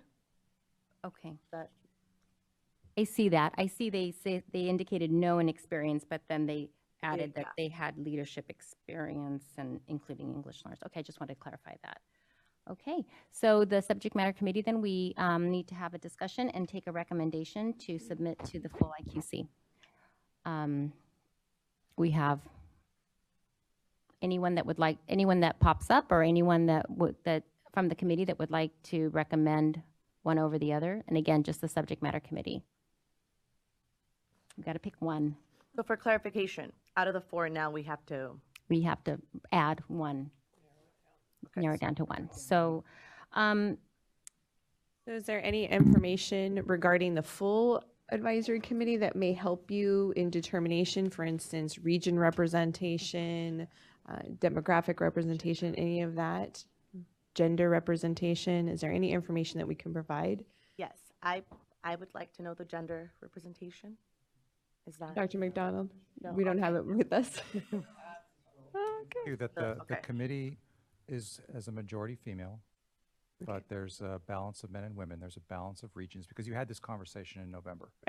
The person who who withdrew was a white female.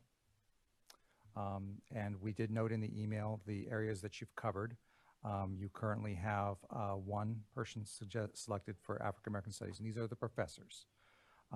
2 selected for Asian American Studies, 2 selected for Chicanx Latinx Studies, 1 selected for Native American Studies, and then the other related fields, you had 1, but that was the person who withdrew. So just to note, one of our co-chairs is from LA Unified and is also on the advisory board for ethnic studies, and one of your recommended applicants has that similar experience. So you may want to consider a more diverse perspective within the applicants that you're looking at. 2 that I was looking at right now was applicant 416 and 516. I mean, they're all really strong, you know, and it's like really hard to choose because we have such a strong pool. But when I was trying to pick between, you know, like what would be my top contender, I noticed that 416 has a wealth of experience, and then also that pre-service teacher ed background, right? And yet 516 offers a lot to, it's hard to pick our favorites, right? Yeah. Commissioner Murphy-Cohen? If I could just, 416 is from Northern California, and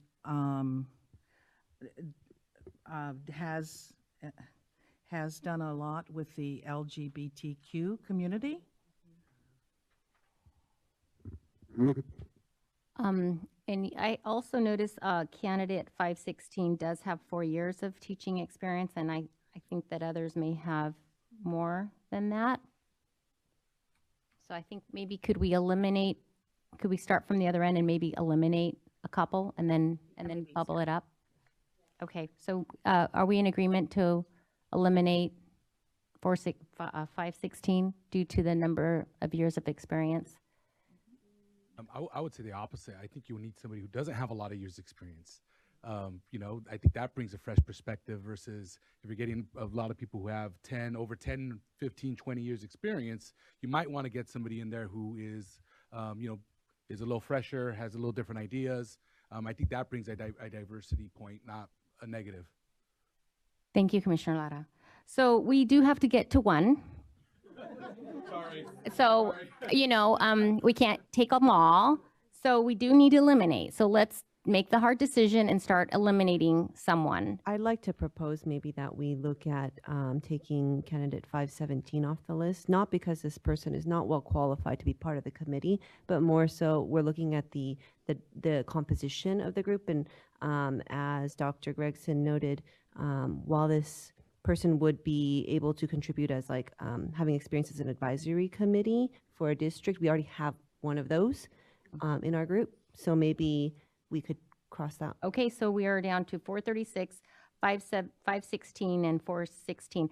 I heard a couple of positive comments on 516 and 416. I haven't heard anything on 436. Does anyone else advocate for 436? Because if not, we can eliminate that candidate. Okay, we'll eliminate 436. So we are down to 416 and 516. Would anyone like to propose one over the other and give us a reason why? Yes, Commissioner Rustin. So I'd like to favor 516 over 416 with regards, well, because taking special consideration to the degree that 416 holds, I believe that having a PhD versus a EDD would be beneficial to this particular work, considering the extra level of literature that the applicant has perhaps had to review and had to research. And I think this applicant also be a little bit stronger with regards to having a stronger research base, not to down EDD, because that is what I have from a particular program. But I just feel like that extra academic expertise would be beneficial. Wonderful. Thank you so much, Commissioner Rustin, for your perspective. So I'm hearing that candidate 516 is kind of bubbling up. Is that to reach consensus? Commissioner Renteria, do you have any comment to add? Yes, I was actually going to add to 416 though. Of course you would. So now that, because my top two were 517 and 416, but since 517, once Dr. Gregson mentioned the whole, it's true, there is a lot of similarities. So then I did have under 416 the fact that they have elementary background, which to me was a plus. I also can't deny the fact that I really liked that 516 had less years of experience, because I do want a fresh perspective. But I think representation matters, and candidate 416 brings a different type of representation that is necessary in that type of committee. Try to be very careful about not using pronouns. And I'm just, honestly, I do think that elementary background is important, and it brings something different to the table. As an elementary educator myself, I think that we don't have enough of us on these kinds of committees. So it's always very rich on it's great that we have college experience, and it's great that we have that secondary experience. But how do we make sure that we have someone that understands the foundational skills, which is at the elementary level? So I think that is something that needs to be represented. I think you bring up an excellent point, and so I'm gonna put a question out there. How many of our members have elementary background? You only had a couple of applicants who indicated that in the teacher category last time. You did not select any of those people, but then again, we did tell you that the model curriculum focuses on high school. So, but again, you only had a total of 4 applicants who indicated K through 2 or 3 through 5, and one of those 4 indicated minimal ethnic studies experience. So you really did not have many to choose from in that category. Thank you so much for that info.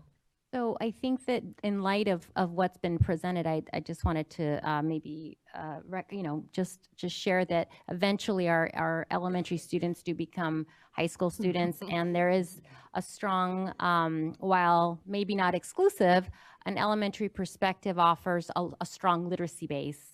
Agreed. And so oftentimes, that's one thing that we're trying to enrich in the high school community is that everyone shares a load of that literacy base. So, it's sounding like, if I'm maybe reading the room, it sounds like candidate 416 is bubbling up with respect to that. So, are there any other comments or discussion points before we take a vote, or are we ready to take a vote between those 2 candidates so we can make a recommendation to the full commission? Or do we want to just, are we okay with candidate, sounds like we're okay with candidate 416? Okay, so we're recommending, okay, let me read back to my talking points. This is where I mess up. Yes, that's why we have talking points. Okay, thank you. Okay, so we have agreed to recommend candidate 416. And there seems to be agreement among the History Social Science Subject Matter Committee members on recommending this person to be added to the Ethnic Studies Model Curriculum Advisory Committees. Yes? Okay. Okay. So we have nodding of heads and yeses. So this is why we are moving to the next thing. We have one more task. We need to identify an additional applicant recommended for co-chair of the Ethnic Study Model Curriculum Advisory Committee. And this person will be in addition to the other co-chair applicant number 531 that we recommended in November. Please note that the person who withdrew was a college professor and the executive director has a recommendation for this position. Stephanie? Yes, I would like to recommend applicant 521. The purpose of this recommendation is because the applicant that withdrew their consideration for being co-chair and on the committee has a very high level of experience and expertise. And this applicant that I'm recommending to be co-chair has similar experience. It mirrors the former co-chair that you had chosen, and it would bring balance to our co-chairs that we work with the advisory committee. Thank you, Dr. Gregson. Are there any other suggestions from members of the subject matter committee?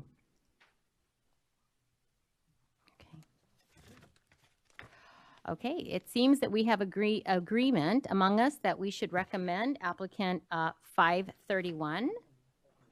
I'm sorry, 521 to serve, these glasses aren't working as well as I thought they would, to serve as co-chair for the Ethnic Study MCAC. Once again, just informal indications is sufficient to determine that there is agreement among us. Okay. All right. Now that we have agreement, it is time to take formal action. So I need to take a motion to the full IQC that applicant number 416 for appointment to the Ethnic Study Model Curriculum Advisory Committee. Okay, Commissioner Renteria moves. Second. Okay, Commissioner Lara seconds. Is there any discussion on this motion? Okay, any final comments from the subject matter committee members?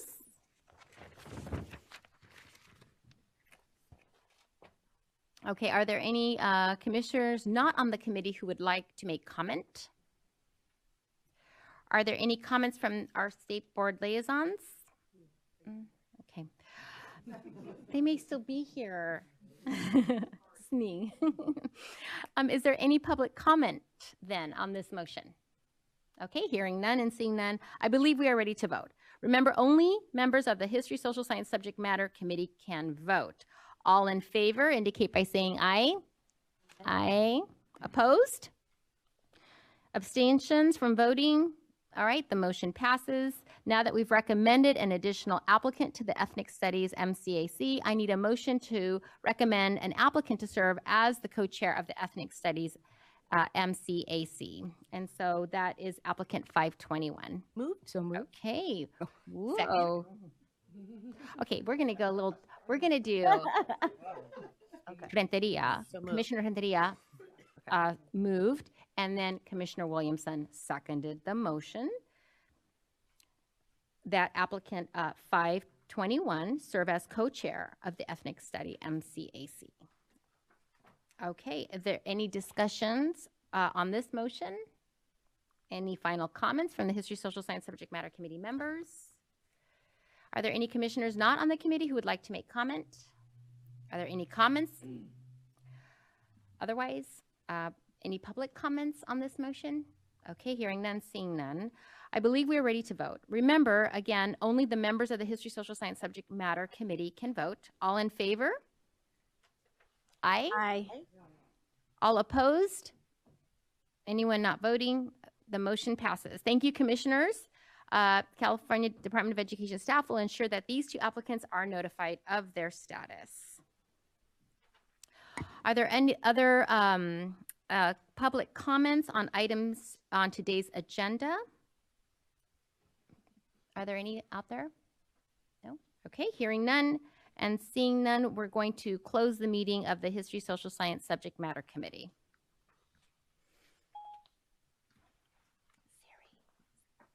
Thank you so much. Siri agrees.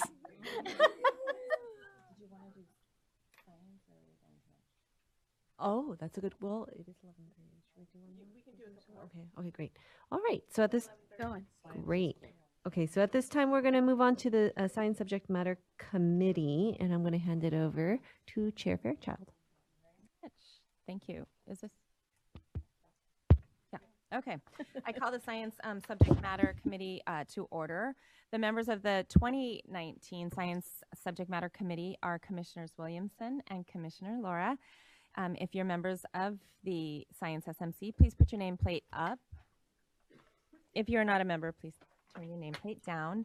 I would also like to recognize the Seaford staff of the Science SMC. Jennifer Bentley with the Education Program is the Education Programs Assistant, and Cliff Rudnick is the Administrator. Thank you. Our first item of business is the election of the Vice Chair. Only the Science SMC members can nominate the Vice Chair. I would like to call for nominations from the floor. I'd like to nominate Commissioner Williamson. Commissioner Williams, do you accept this nomination? Yes, I do. Are there any other nominations?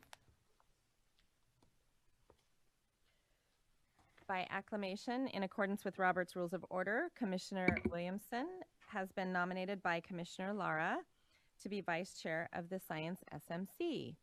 Does the committee approve the nomination of Commissioner Williamson? Yes. Great. Okay. I would now, Commissioner Williamson has been elected as the Vice Chair of the Science SMC. We would now, our next item on the agenda is to establish the new committee goals for 2019. First, let's review the goals from last year. For 2018, we participated fully in the 2018 Science Instructional Materials Adoption, the largest in California history. Yeah. We would like to, we continued to support the implementation of the California Science Framework. We remained informed on issues that affect curriculum, assessment, professional learning, and instructional materials in science education, including the California NGSS, the California Common Core Standards Strand for Literacy in History, Social Studies, Science, and Technical Subjects, and the EEI. We remained informed on the California statewide system of support and integrate as appropriate guidance aligned with the CAS3. The proposed goals for 2019 are 1, to continue to support the implementation of the California Science Framework, 2, to remain informed on issues that affect curriculum assessment, professional learning, and instructional materials in science education, including the California NGSS and the CCSS Strand for Literacy, History, Social Studies, Science, and Technical Subjects, and the EEI. And 3, remained informed on the CAS3 and integrate as appropriate guidance aligned with the California S3, sorry. Are there any questions or comments about the proposed goals for 2019? Okay. Are there any goals that we want to add? Okay. I call for a motion to approve the 2019 goals as presented and forward them to the full commission. So moved. Second. Commissioner Laura has moved and Commissioner Williamson has seconded the motion to approve the 2019 goals as presented and forward them to the full commission. Is there any discussion on the motion? Is there any public comment on the motion? All in favor of the motion? All opposed? Anyone abstain? Nope. The motion passes. Are there any public comment on the items from today's committee agenda for the Science SMC?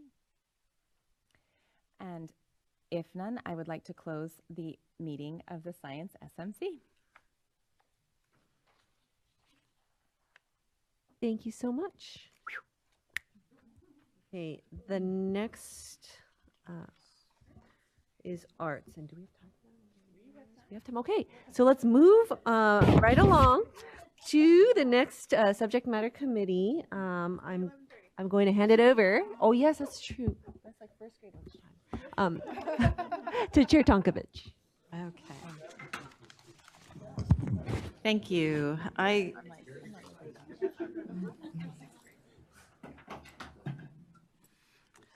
call the newly named Arts Subject Matter Committee to order. The members of the 2019 Arts Subject Matter Committee are myself, Commissioner Chapman, Commissioner Fairchild, Commissioner Hernandez, Commissioner Murphy-Corwin, Commissioner Rustin, and Commissioner Wu. If you're a member of the Arts SMC, please put your nameplate up. If you're not a member, please turn your nameplate down. Commissioner Tonkovich, it's actually Commissioner Williamson and not Commissioner Wu. No. Do we switch? Okay. I did not. Okay. My Thank you. apologies. I checked. I was wrong. I even checked was with wrong. Tracy. I was like, made sure I had the list correct. Okay. I would also like to note that the Seaford staff to the Arts SMC are Letty Krause, consultant, and Constantino Silva, administrator. Our first order of business is the election of a vice chair for this subcommittee. Note, only Arts SMC members can nominate vice chair candidates, and all Arts SMC members, including myself, can vote. I call for nominations from the floor. I would like to nominate Commissioner Murphy-Corwin.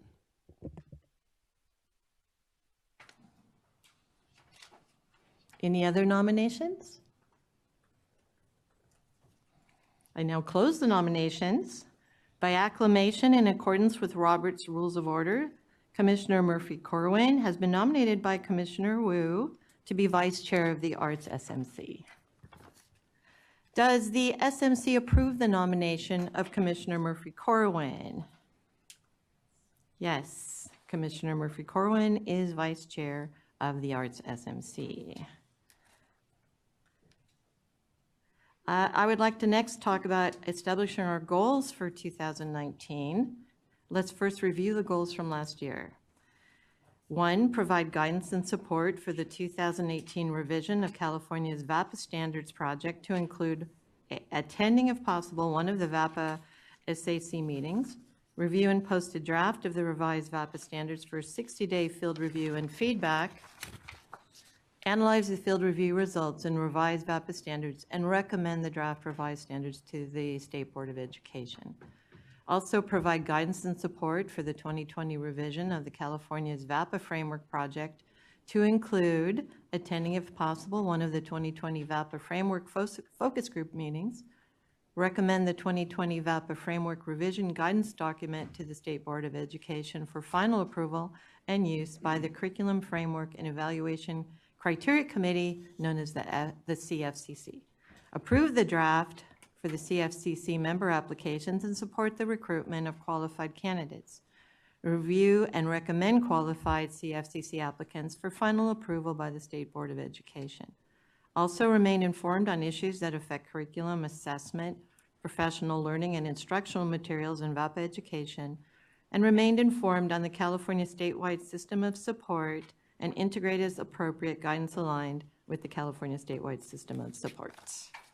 Our proposed goals for 2019: 1, provide guidance and support for the 2020 revision of California's Arts Framework Project to include the following: A, attending one or more of the 2020 VAPA CFCC meetings; B, reviewing and posting a draft of the 2020 Arts Framework for the first 60-day field review and feedback; 2, remain informed on issues that affect curriculum, assessment, professional learning, and instructional materials in arts education; and 3, remain informed on the CAS3 and integrate as appropriate guidance aligned with the CAS3. Are there any questions or comments about the goals for 2019? Are there any other goals you would like to add? I just have a question. Commissioner Fairchild. Are we changing the title from VAPA to the arts? So would we want, right, so when it says attending one or more of the 2020, do we want to change that to the arts? Thank you. Thank you for catching that. So 1A is to A, attending one or more of the 2020 Arts CFCC meetings. Thank you. Are they? Okay. I just love that title and I want to embrace it. Sorry.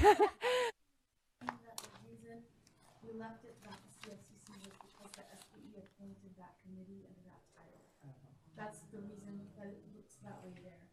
And So, yes, we're kind of in that mixed bag where we name the standards the California Art Standards. We've named the framework the California Arts Framework. We've changed the name of the subject matter committee to match to be the Arts Subject Matter Committee. However, when a state board takes action, we can't just change the name because that's the action that they took and that's the title they took. I can offer to speak with the state board office and find out if there's anything there with that, but right now we do want to stay aligned with the state board action because they appointed the Visual and Performing Arts CFCC. Okay.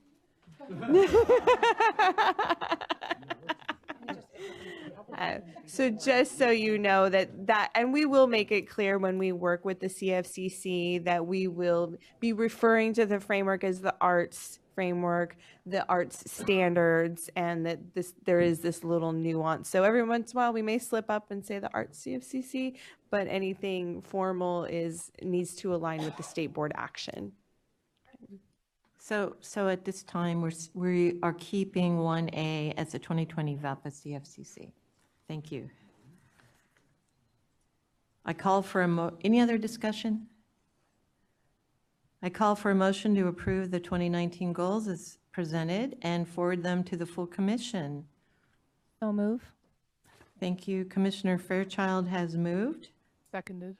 And Commissioner Wu has seconded the motion to approve the 2019 goals as presented and forward them to the full commission. Is there any discussion on the motion?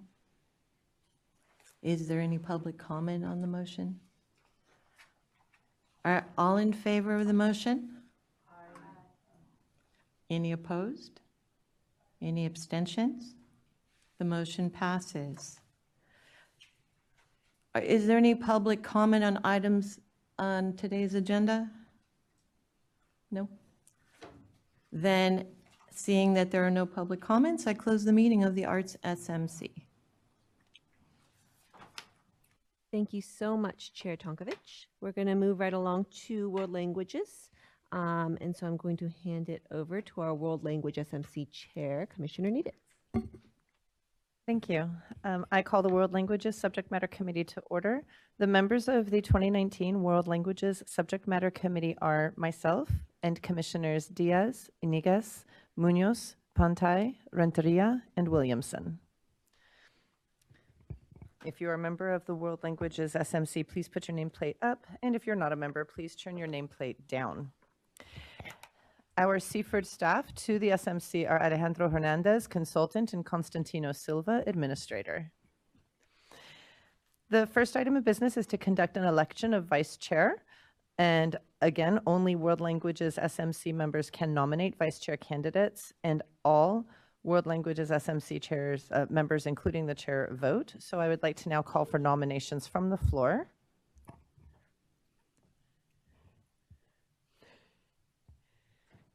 Am I allowed to make a nomination? I am? Okay.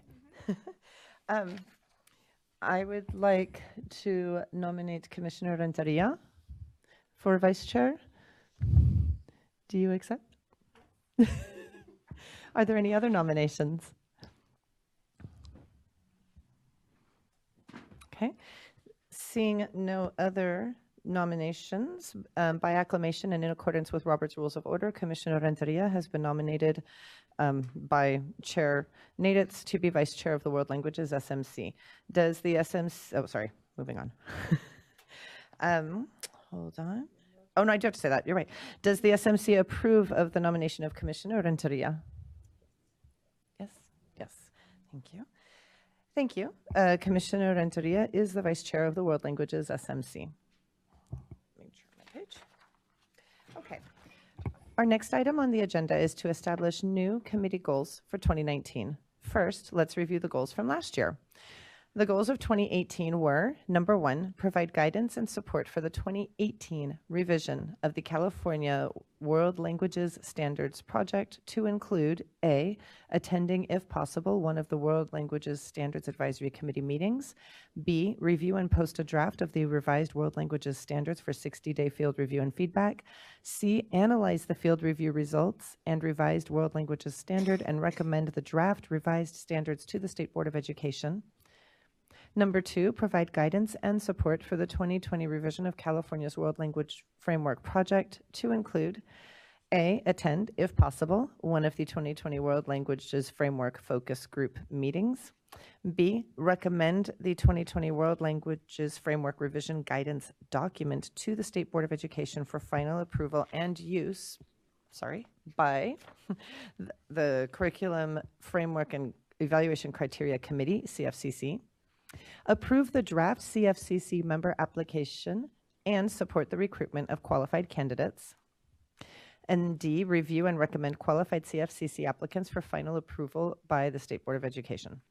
Number 3, remain informed on issues that affect curriculum, assessment, professional learning, and instructional materials in world languages education. 4, remain informed on the California Statewide System of Support, CAS3, and integrate as appropriate guidance aligned with the CAS3. Now, our proposed goals for 2019 are, number 1, provide guidance and support for the 2020 revision of California's World Languages Framework Project to include the following. A, attending one or more of the 2020 World Languages CFCC meetings. B, reviewing and posting a draft of the 2020 World Languages Framework for the first 60-day field review and feedback. Okay. 2, remain informed on issues that affect curriculum, assessment, professional learning, and instructional materials in world languages education. And 3, remain informed on the CAS3 and integrate as appropriate guidance aligned with the CAS3. Are there any questions or comments about the proposed goals for 2019? Okay. Are there any other goals you would like to add? I call for a motion to approve the 2019 goals as presented and forward them to the full commission. Moved. It has been moved by Commissioner Renteria. Do we have a second? Second. And seconded by Commissioner Munoz to approve the 2019 goals as presented and forward them to the full commission. Is there any discussion on the motion? Is there any public comment on the motion? All in favor of the motion? Aye. Aye. All opposed? Abstentions? Okay. The motion passes. At this time, I would like to invite public comment on items on today's committee agenda. Is there anyone who would like to give public comment? Okay, seeing no, I close the meeting of the World Languages SMC. Thank you so much. And the next group is the ELA-ELD Subject Matter Committee. And we're going to, Chair Pantai, if you don't mind leading that meeting as the chair.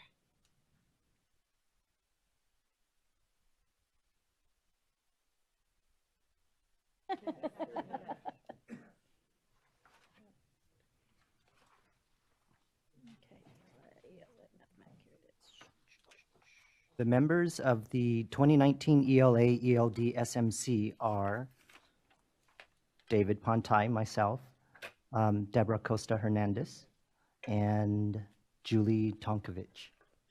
If you are part of the committee, please put your name tags up. If you're not, go ahead and put your name tags down. Note to the ELA-ELD SMC. No. Oh, I skipped that. Okay. We conducted that. Our first item of business is the election of vice chair. Candidates and all ELA-ELD SMC members, including the chair, will vote. I call for the nominations from the floor. I would like to nominate Commissioner Hernandez. Any other nominations? I now close the nominations. By acclamation, in accordance with Robert's Rules of Order, Commissioner Hernandez has been nominated by the Commission and to be Vice Chair of the ELA-ELD SMC. Does the SMC approve the nomination of Commissioner Hernandez? Yes. Commissioner Hernandez is Vice Chair of the ELA-ELD SMC. No, there isn't. Okay. All right, our next item of business on the agenda is to establish new committee goals for the 2019. First, let's review the goals from last year. Review of the 2018 goals. 1, continue to provide guidance and support for the implementation of the 2014 ELA-ELD framework. 2, continue to support and attend, if possible, one of the presentations scheduled in February, March of 2018 on a collection of resources aligned to the guidance of the ELA-ELD framework.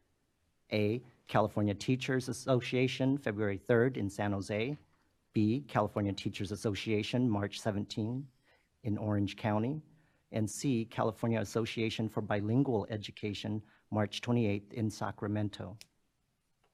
3, continue to support the implementation of the California Common Core State Standards for ELA literacy and the California ELD standards, including emphasizing the difference between integrated and designated ELD instruction. 4, continue to provide guidance and support for the implementation of the 2015 ELA-ELD instructional materials. 5, remain informed on issues that affected curriculum, assessment, professional learning, and instructional materials in ELA-ELD. 6, remain informed on the California statewide system of support, CAS3, and integrate an appropriate guidance aligned with the CAS3. Now, our proposed 2019 goals are: 1, continue to provide guidance and support for the implementation of the 2014 ELA-ELD framework. 2, continue to support and attend, if possible, one of the presentations scheduled in February, March 2018 on a collection of resources aligned to the guidance of the ELA-ELD framework. A, California Teachers of English, February 22nd through the 24th in Burlingame. B, California Charter Schools Association Conference, March 11th through the 14th in Sacramento. C, California Association for Bilingual Education, March 20th through the 22nd in Long Beach. 3, remain informed on issues that affect curriculum, assessment, professional learning, and instructional materials in ELA-ELD. And 4, remain informed on the CAS3 and integrate, as appropriate, guidance aligned with the CAS3. Discussions, questions, or comments? I have a question. Should item number 2 on the proposed goals be February, March 2019? Yes, and I will be so excited to point that out to Mr. Petty, who wrote these, because he's an English major and he loves to edit everybody's work. So I'm very excited about this. Okay. Where am I? All right, are there any other comments, thank you, about the proposed goals for the 2019? Are there any other goals that you would like to add? Action to approve the 2019 goals. I call for a motion to approve the 2019 goals as presented as amended and forward them to the full commission. So moved. I second. Commissioner Costa has moved and Commissioner Tonkovich has seconded the motion to approve the 2019 goals, and we forward them to the full commission. Is there any discussion on the motion? Is there any public comment on the motion?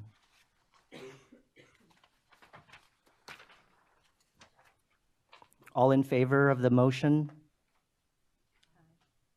All opposed? Any abstain from the voting? The motion passes. At this moment, we'd like to invite public comments on the items. If there are any speakers, ask them please, identify yourself and you may come up. Okay, I think we're done. Yay. Congratulations, Commissioner Pantai. Thank you. Well done, well done. Thank you so much. Yes. Oh, no. Oh, my goodness. You didn't think we were going to put you to work right away, huh? Thank you so much. So at this time, we're going to move on to the Mathematics Subject Matter Committee. I'm going to hand it over to Commissioner or Chair Chapman.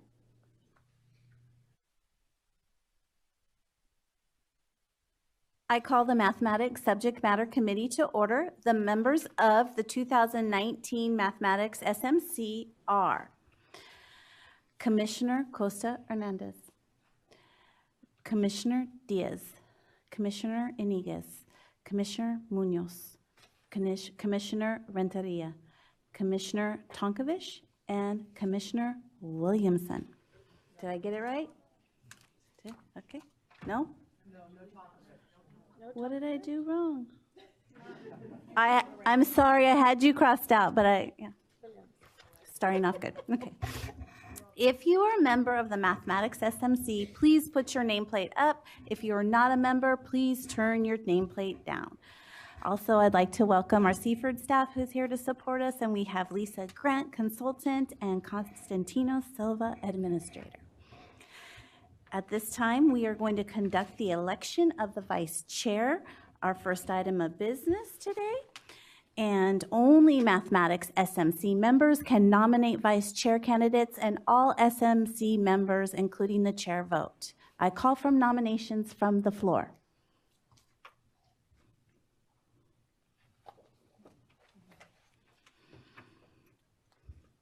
I would like to nominate Commissioner Iniguez for vice chair. Commissioner Iniguez, do you accept the nomination? I do. Okay. Are there any other nominations for vice chair? Okay. So by acclamation, in accordance with Robert's Rules of Order, Commissioner Iniguez has been nominated by Commissioner Williamson to be vice chair of the Mathematics SMC. Does the SMC approve the nomination of Commissioner Iniguez? Yes. Okay. Commissioner Iniguez, you are now vice chair of the Mathematics SMC. Okay.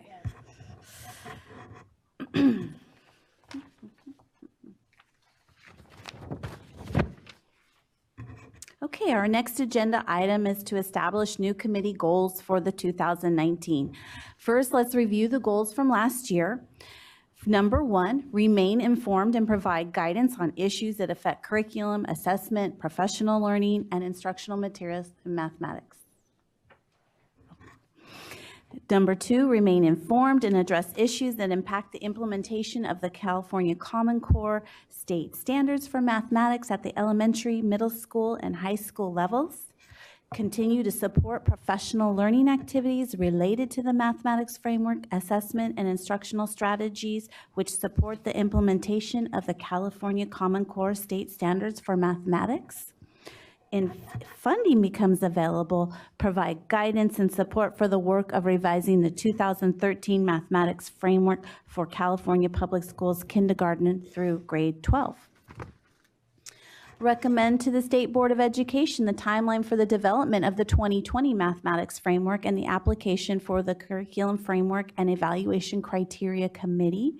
Number 6, become informed as to the implications of the status of high school students who do not take 3 years of mathematics and their performance on the 11th grade Smarter Balanced Mathematics test. And number 7, remain informed on the California statewide system of support and integrate as appropriate guidance aligned with the CAS3. Our proposed goals for 2019, number 1, remain informed and provide guidance on issues that affect curriculum, assessment, professional learning, and instructional materials in mathematics. Number 2, remain informed and address issues that impact the implementation of the California Common Core state standards for mathematics at the elementary, middle school, and high school levels. And number 3, support the revision of the 2013 mathematics framework for California Public Schools kindergarten through grade 12. Okay. one. And number 4, remain informed in the on the CAS3 and integrate as appropriate guidance aligned with the California S3. Are there any questions or comments about the proposed goals for 2019? So I just want to reiterate what I spoke about yesterday at the commissioner orientation, that we still are working on funding for the updating of the mathematics framework. So this is contingent on that funding. Thank you. Any other questions or comments? Are there any other goals you may want to add? Okay. At this time, I'd like to call for a motion to approve the 2019 goals as presented and forward them to the full commission. May I have a motion? So moved. Second. Okay. We have the Commissioner Costa Hernandez has moved, and we have Commissioner Renteria has seconded the motion to approve the 2019 goals as presented and forward them to the full commission. Is there any discussion on the motion? Is there any public comment on the motion? Please come forward and state your name. There was a button. Am I on? I'm not hearing you. Am I on now? My name is Daniel Ryan. I am from the UC Davis C-STEM Center. We are a UC-approved educational preparation program for undergraduate admission to all UC campuses with UC A through G approved program status. In the 2018 ACT Annual Report for College and Career Readiness, it was pointed out or discovered that we are at actually a 20-year low in ACT math scores. And so one thing that I propose with this potential revision of the mathematics framework is to also explore additional resources that are available through programs such as the C-STEM program to provide a different and unique hands-on approach to teaching the Common Core state standards in ways that will give the students a different reason to study the math and to learn it rather than the traditional pen and paper methods. Thank you. Thank you. Are there any other public comments today? Okay.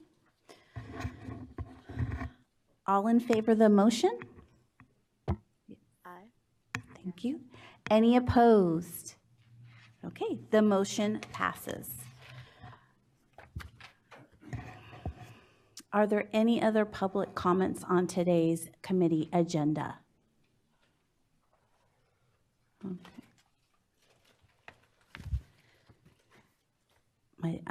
At this time, I'd like to close the Mathematics SMC meeting for today. Thank you. Thank you so much, Commissioner Chapman. I believe I just kind of want to get a pulse check from the group. Are we ready for lunch? Yes? Wonderful. Tracy's nodding. Yes? Okay, so we're all ready for lunch, which means What if we did the next two? 30 minutes? 40 minutes? What if we did the next two just? I'm going to recommend we take lunch now and do a 45-minute lunch, just because we have some events that may happen, and so we need to be conscientious of time and public's time as well. great. So 45 minutes. See you all back at 12:45. Thank you.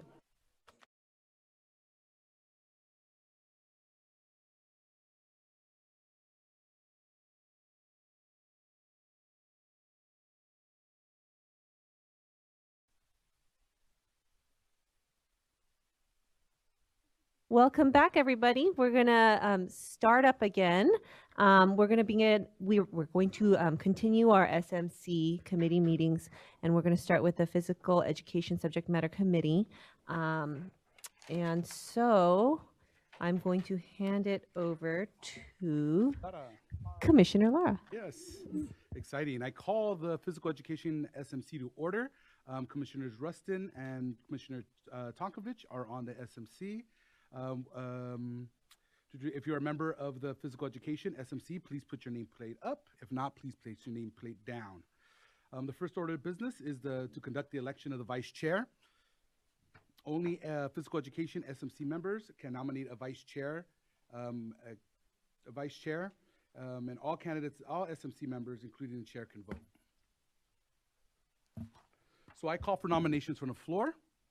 I'd like to nominate Commissioner Rustin as vice chair. Commissioner Rustin, do you accept? I look forward to dutifully executing the responsibilities of Vice Chair of the Physical Education Subject Matter Committee. Thank you. Do I have any other nominations? Seeing none, I now close nominations. Let's see where we go here. Because there's only one nomination. Let me turn this over. No, I'm good. I'm missing. By acclamation in accordance to Robert's Rules of Order, Commissioner Talkovich has nominated. Commissioner Rustin has been nominated by Commissioner Talkovich to be Vice Chair of the Physical Education SMC. Does SMC approve the nomination? Wait a minute. Yes, does the SMC approve the nomination of Commissioner Rustin? Yes. Commissioner Rustin is the Vice Chair of the Physical Education SMC. Yay. Okay, next next item on our agenda is to establish goals. New committee goals for 2019. First, let's review the goals from last year. The 2018 goals are, number one, to remain informed on issues that affect curriculum, assessment, and professional learning for physical education. Goal number two is to remain informed on and support the development of the 2019 Health Education Framework. The proposed goals for 2019 are to remain informed on issues that affect curriculum, assessment, and professional learning for physical education. Number two, to remain informed and support the development of the 2019 Health Education Framework.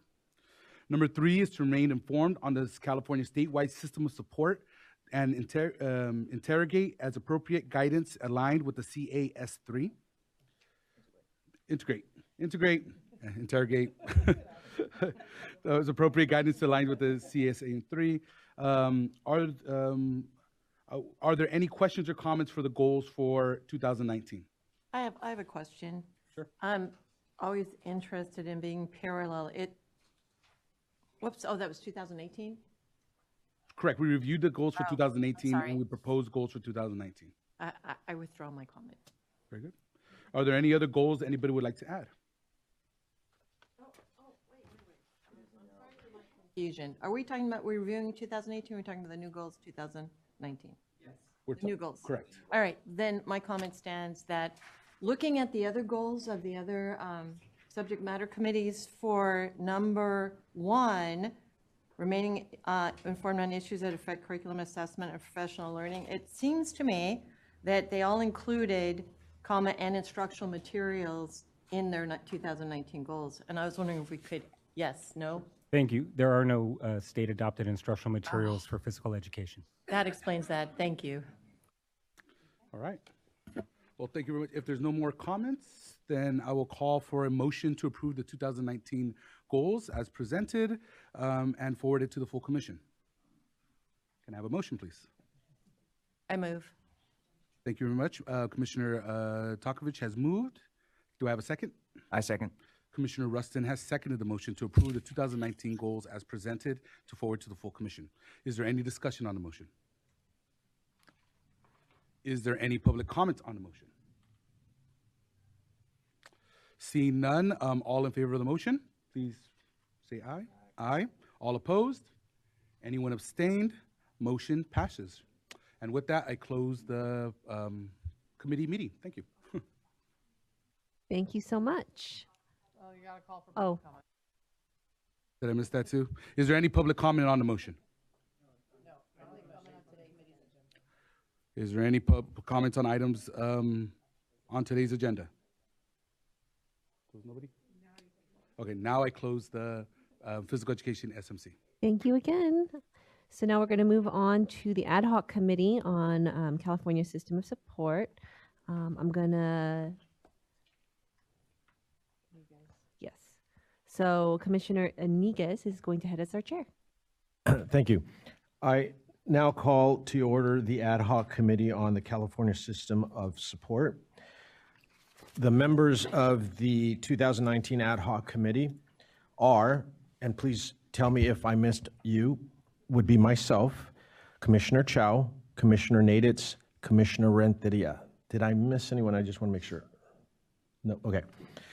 So if you're a member of the Ad Hoc Committee, please put your nameplate up. If you are not a member, please turn your nameplate down. Seaford staff to the Ad Hoc Committee is Stephanie Gregson. Our first item of business is the election of a vice chair. I now call for nominations from the floor. I nominate Commissioner Naditz. Commissioner Renteria nominates Commissioner Naditz. Do I have any other nominations? No. So going once, going twice. All right. So by acclamation and in accordance with Robert's Rules of Order, Commissioner Renteria has nominated Commissioner Naditz to be vice chair of the Ad Hoc Committee. And does the committee approve the nomination of Commissioner Naditz for vice chair? Yes. Okay. Commissioner Naditz is vice chair of the Ad Hoc Committee. Congratulations. All right. Our next item on the agenda is to establish committee goals for 2019. With this being a new ad hoc committee, we need to establish some goals for the year. Proposed goals for 2019 are: 1, remain informed on how the California ESSA state plan affects curriculum, assessment, professional learning, and instructional resources as it relates to the charge of the IQC. 2, remain informed on how the California statewide system of support affects curriculum, assessment, professional learning, and instructional resources as it relates to the charge of the IQC. Are there any questions or comments about the proposed 2019 goals? Seeing none, I call for a motion to approve the 2019 goals and forward them to the full commission. Moved. Commissioner Renteria has moved, Second. and Commissioner Naditz has seconded the motion to approve the 2019 goals as presented and to forward them to the full commission. Is there any discussion on the motion?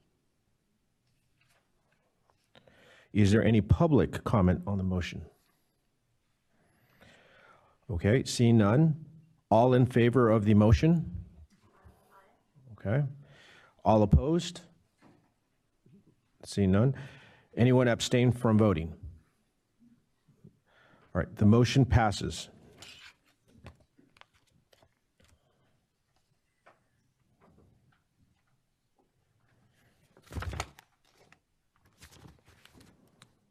Okay, let me see here. I'm sorry, I did not turn the page correctly here. Apologies. I was wondering what happened. All right, so at this point, I would like to invite public comment on any of the items from today's committee agenda. Are there any speakers? No. Seeing none, I now close the Ad Hoc Committee on California System of Support. Thank you so much, Commissioner Negus. At this time, we're going to move on to the Health Subject Matter Committee, which is going to be led by our SMC Chair, Wu. Okay, I call the Health Subject Matter Committee, the SMC, to order. The members of the 2019 Health SMC are myself, Commissioners Chapman, Costa Hernandez, Fairchild, Iniguez, Lara, and Tonkovich. If you are a member of the Health SMC, please put your nameplate up. If you're not a member, turn your nameplate down. Getting used to the pattern here. Okay. Our Seaford staff for the Health SMC are Lindsay Weiss, our Education Programs Assistant, and Constantino Silva, our Administrator for Adoptions. Jennifer Bentley is our Education's Programs Assistant, and Cliff Rudnick is our Administrator. Wow, we've got a lot going on. Okay. Our first item of business is the election of a vice chair. Same rules apply as previous. I call for nominations from our SMC members.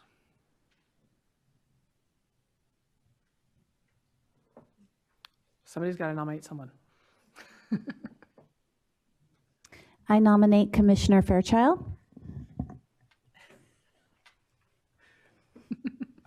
I second. Don't need to second it. It's all good. You're all good. You're all good. Sounds like there's many like, okay. All right, so any other nominations? Okay, I close the nominations. By acclamation, in accordance with Robert's Rules of Order, Commissioner Fairchild has been nominated by Commissioner Chapman to be Vice Chair of the Health SMC. Does the committee approve the nomination of Commissioner Fairchild? Yes, all good. Okay, yes, Commissioner Fairchild is the Vice Chair of the Health Subject Matter Committee. Okay, put my little VC on there. All right. Flipping the page. I'm taking it a little slow because we're trying to waste a little time here.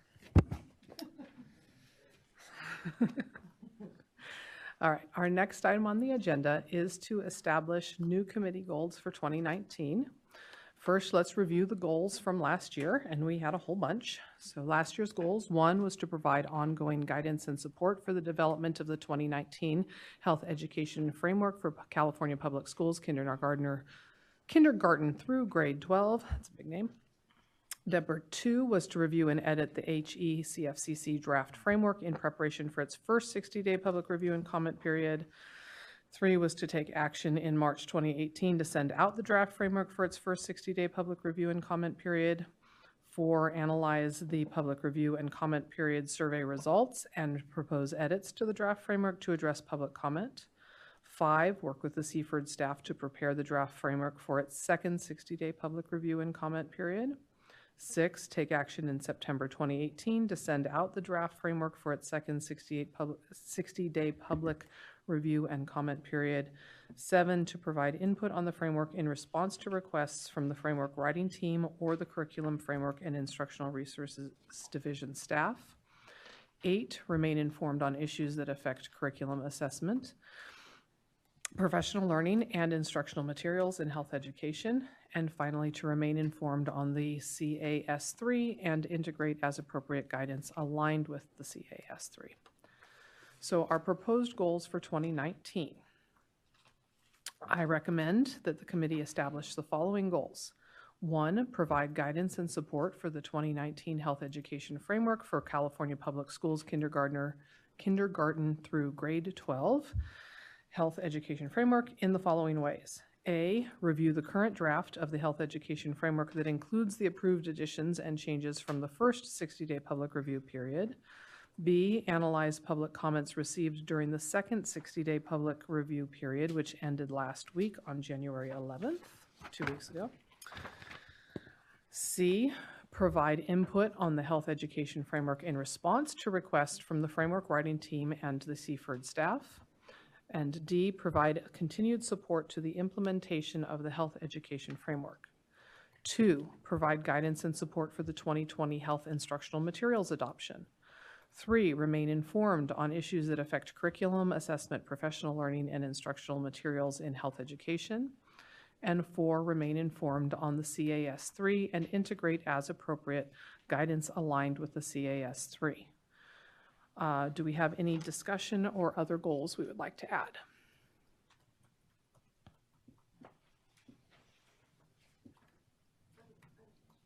Okay, Julie? Sorry, I don't think this is off topic, but, and we might have mentioned it yesterday, since last week ended the public comment period, when do we on the SMC, how long does it take until we see those public comments? I know it takes a while to organize and. Yeah, we'll probably be getting them at least 10 days before the March meeting, and hopefully a little more than that since there's a lot to do. All right, thank you. So figure early March.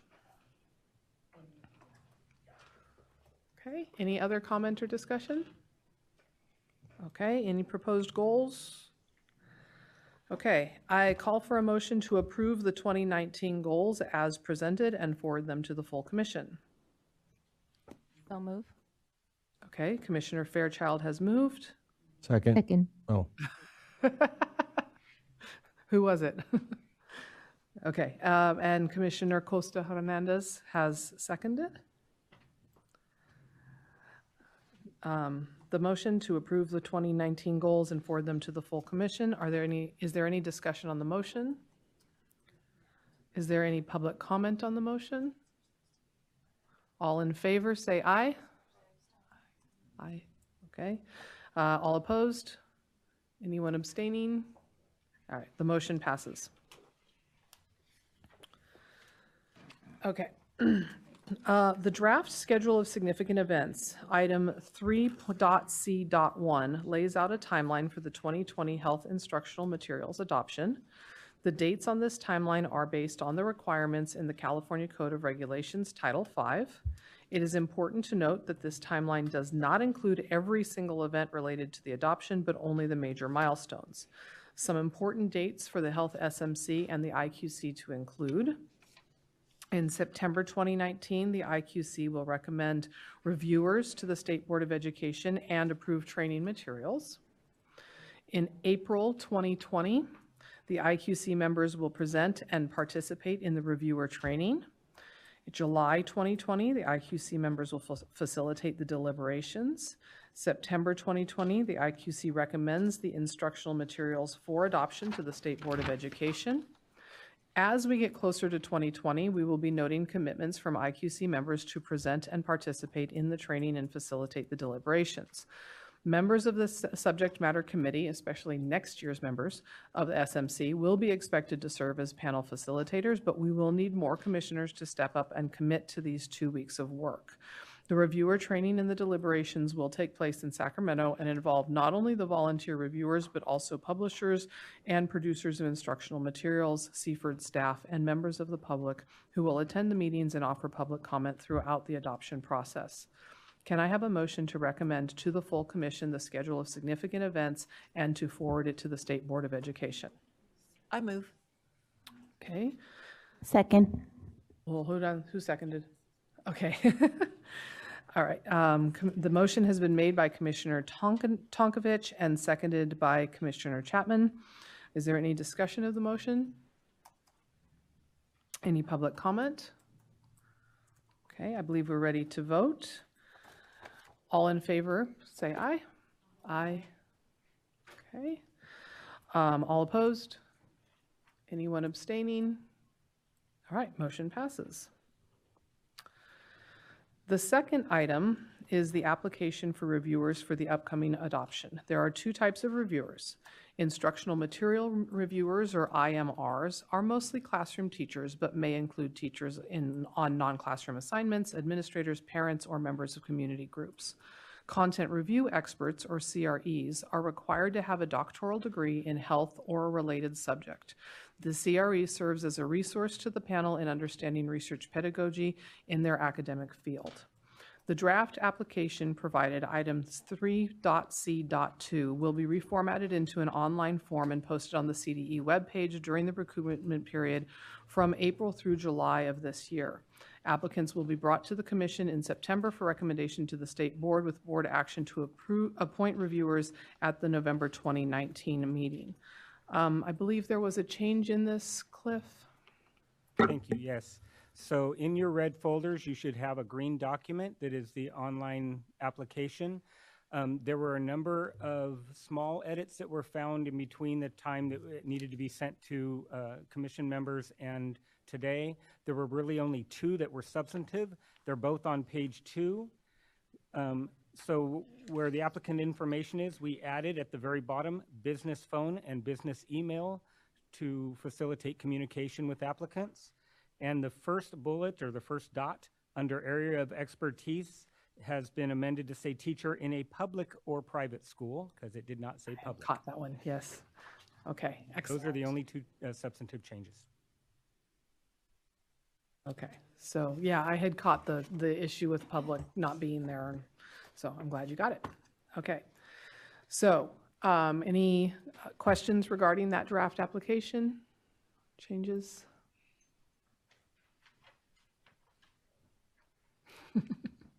Okay.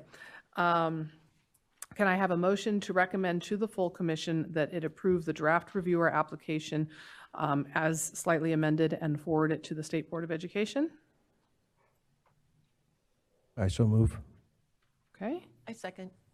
All right. The motion has been made by Commissioner Iniguez and seconded by Commissioner Tonkovich. Is there any discussion on the motion? Yes, ma'am. I have a question. Now, this again could be considered a tangent. You know how it was a record-breaking number of programs for science. Do you have any idea of the number of programs for health yet? How many will be submitted? Is that too far in the future? I'll pass that to.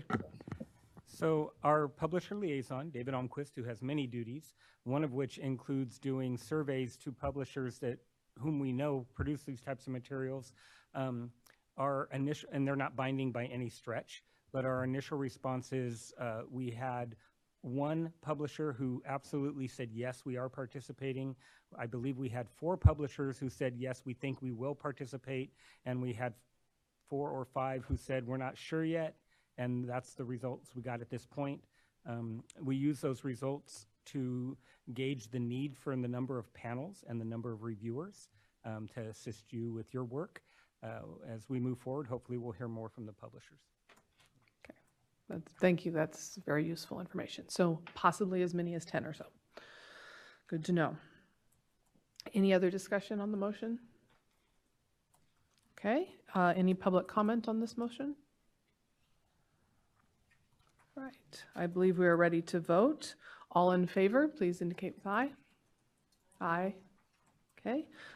Any opposed? Any abstaining? All right. The motion passes. Stephanie? We're going to need to take a break. Okay, we're going to take a break before public comment. So I'm going to turn it over to you for that. So we will take a brief, we're going to take a little break, and then we will resume at around 1:30. Yes.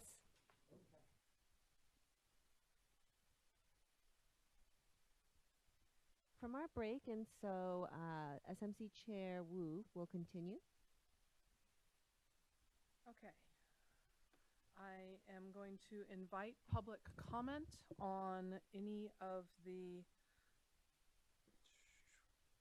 other matters regarding the health SMC. Do we have public comment? One. Okay. Okay, so please identify yourself and any organization you're representing, and you will have 3 minutes to speak.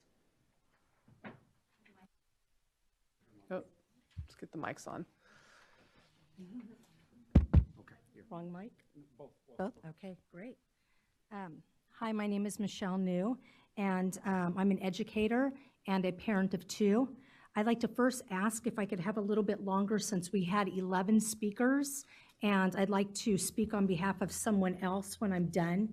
That's just, I mean, this meeting, this agenda item was changed. This is the 3rd time. There will be another time to speak in a few minutes. Okay, thank you. All right. Well, I'd like to address the health education framework. I've had a chance to actually read through all of it and really get familiar with some education codes as to why so many of the public comments were turned down last time, and I've just become really familiar with it. And I have some serious concerns with the way the education codes and the law have been misrepresented in going through them with myself and my attorney. And I just want to address a couple things that I had some serious concerns about. And this was found throughout the framework, but I'm just going to address Chapter 3, Traditional Kindergarten through 3rd grade. That's on page 43, lines 1104 through 1118. And it says, gender socialization begins before children start school, and then goes on. While this understanding is limited, students can still begin to challenge gender stereotypes. While this understanding is limited, they can challenge gender stereotypes. That asks the teacher or promotes the teacher to read the book, My Princess Boy. Then it goes down, we'll go to page 44, Dispelling Myths About Gender Expectations in Kindergarten. It says, can lay the groundwork for acceptance, inclusivity. It goes on later on, exploring gender stereotypes, goes back on challenging stereotypes. And I just want to point out some key words. dispelling myths and challenging gender stereotypes. Dispelling myths, even in AB 329, is used in regards to HIV and the myths with HIV, has nothing to do with gender whatsoever. And for Ed Code 51933D4, it says instruction material shall not reflect or promote bias. Although we've been asked to affirmatively recognize that people have different sexual orientations per Ed Code 51933D5, it is not making someone acknowledge and affirming that in someone. It is recognizing that people identify differently. So to force somebody and to challenge them, to challenge kindergartners to try to change their mind as to their own beliefs, that's not up to you. It's actually goes against their First Amendment rights. Is my time up? Okay.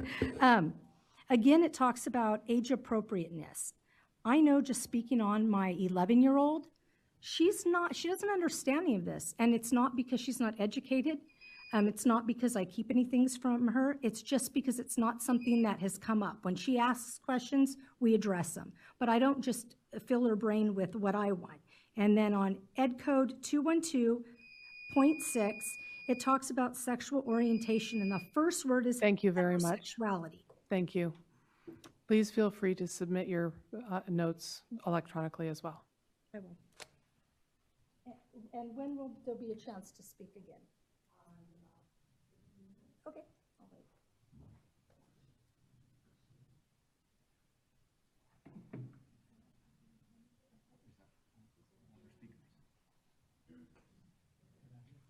Are there any other speakers who would like to speak at this time?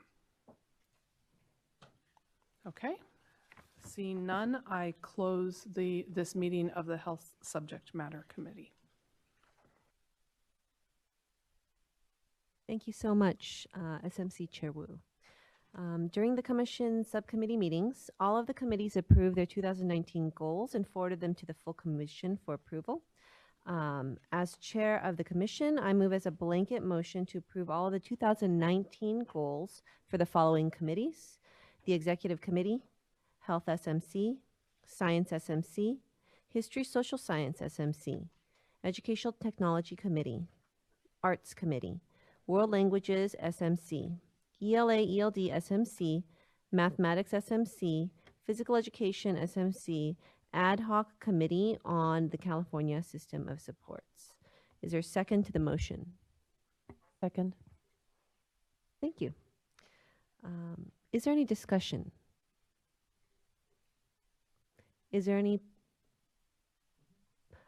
Oh, if everybody could flip their nameplates up, because we're now in. We reconvened the full commission. Thank you. Is there any public comment on this motion or on this topic? Okay. I call for a vote on the motion. All in favor? Aye.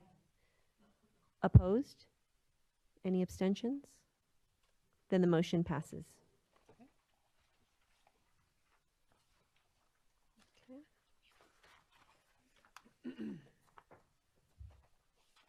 So we're going to start with right? Instead of her? Okay. Want me to go first? Just go for it. All right.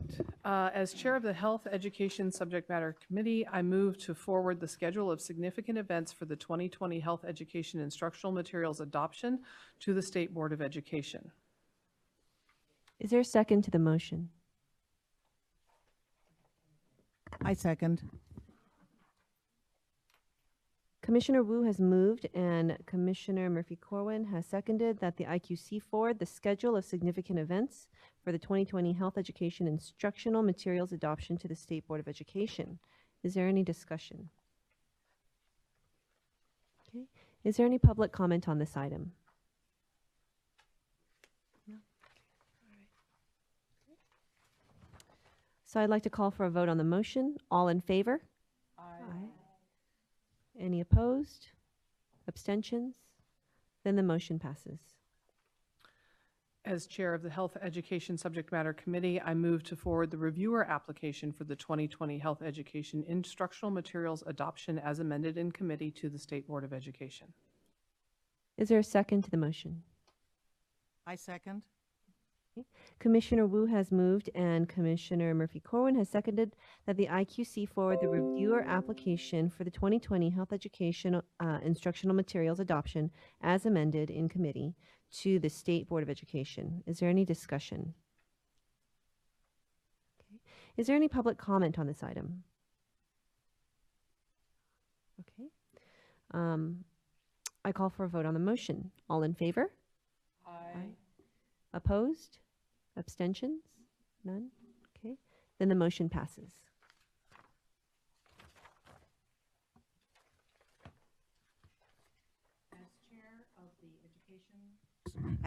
As chair of the Education Technology Committee, I move that the full commission recommend the draft computer science strategic implementation plan with the suggested edits to the State Board of Education. Is there a second to the motion? Second. Thank you. Commissioner Murphy-Corwin has moved and Commissioner Naditz has seconded the motion. Is there any discussion on this? Is there any public comment on this item? Okay. I call for a vote on the motion. All in favor? Aye. Any opposed? Any abstentions? Then the motion passes.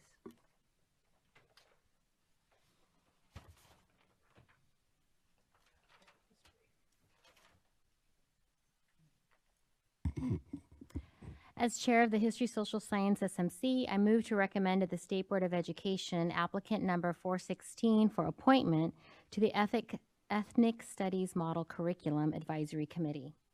Is there a second to this motion? Second. Thank you. Commissioner Diaz has moved and Commissioner Munoz has seconded the motion. Is there any discussion? Okay. Is there any public comment on this item? Okay, I call for a vote on the motion. All in favor? Aye. Opposed? Abstentions? Then the, oh, yes, one abstention. So I see one abstention and the motion passes. For our second action, I move to recommend to the State Board of Education that applicant number 521 serve as co-chair of the Ethnic Studies MCAC. Is there a second to this motion? Thank you. So Commissioner Diaz has moved, and Commissioner Munoz has seconded the motion. Is there any discussion? Is there any public comment on this item? Okay. I call for a vote on the motion. All in favor? Yes. Aye. Opposed? Any abstentions? All right. Then the motion passes.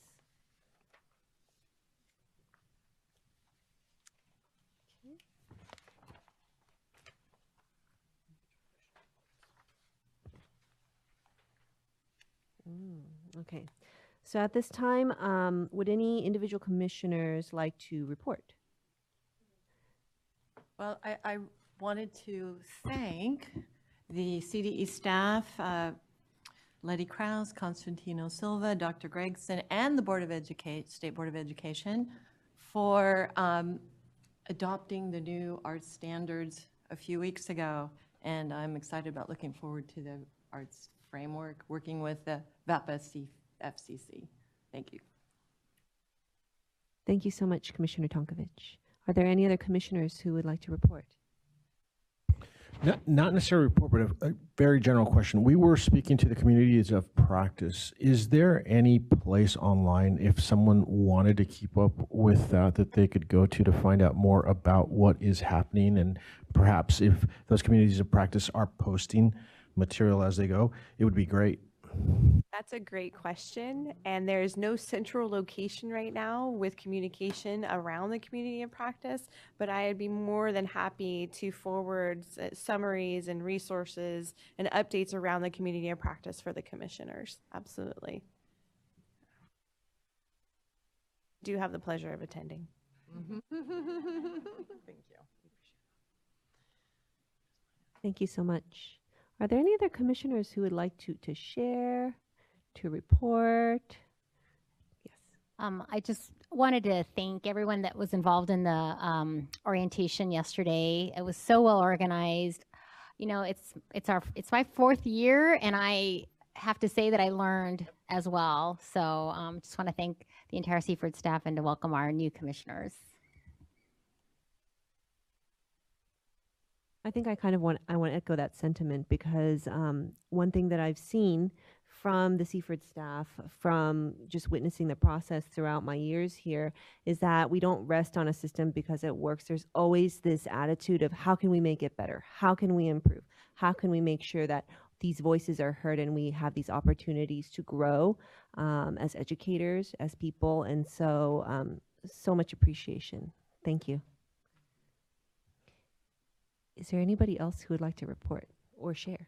I'd like to also kind of echo the same sentiments, but I also want to thank the Seaford staff who developed, we were introduced yesterday to the new branding and logo for the world languages. I'm excited to see that. As a teacher, I know I can use these pictures will be in my mind and I can doodle them into my, I can't even think of it right now because I'm so excited about it, my plan book on there and be able to bring up what the points are for the world language. So I want to say thank you for that. And the technology committee for the Seaford staff here who are also making efforts. And we found out yesterday that our students who cannot access the material, reading material, have an opportunity to receive free access through video recordings of the curriculum. So that's something that I'm really going to press forward to advocate for all students reaching all the curriculum all the time, every day. Thank you. Commissioner Munoz's question reminded me, I really also liked the new world language logo. Are there plans for a California Arts logo? Yes, every content area will have a logo. Yes. Branding. Yep, we are working on branding, and as my staff knows, we are working on getting better at getting better. Any other comments? I just want to afford the opportunity for anyone else who would wish to comment or to share. Okay, so at this time I'd like to invite the public to comment. If anybody is willing or would like.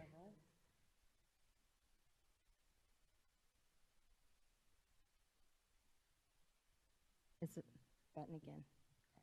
Rhonda, how many people are signed up for public comment at this time? There were 13. Do we have any other members of the public who would like to make public comment at this time? I'm asking so we can gauge how much time we can give. Okay. All right, seeing none, then 3 minutes is... Okay, so if you could please identify yourself and any organization that you're representing. And you have 3 minutes.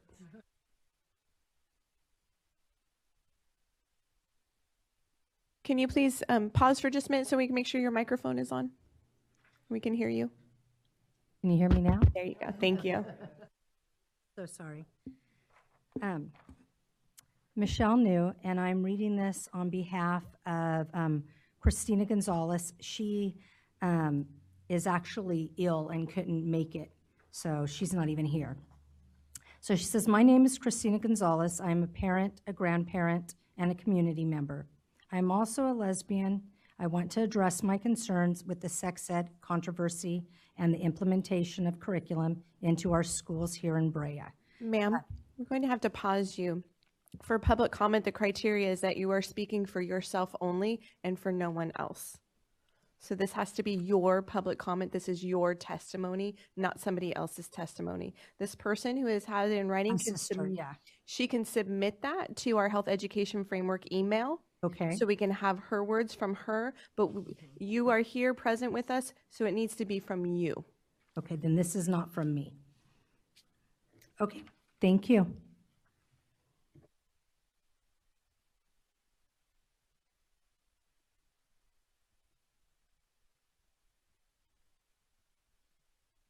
if you'd like to submit the statement to us now, that would be something that you You could can do. hand it to our staff, Rhonda, right there. She'll take it for you. Thank you.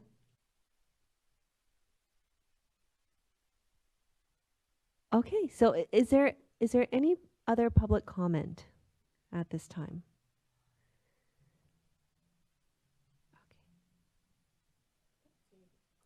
All right.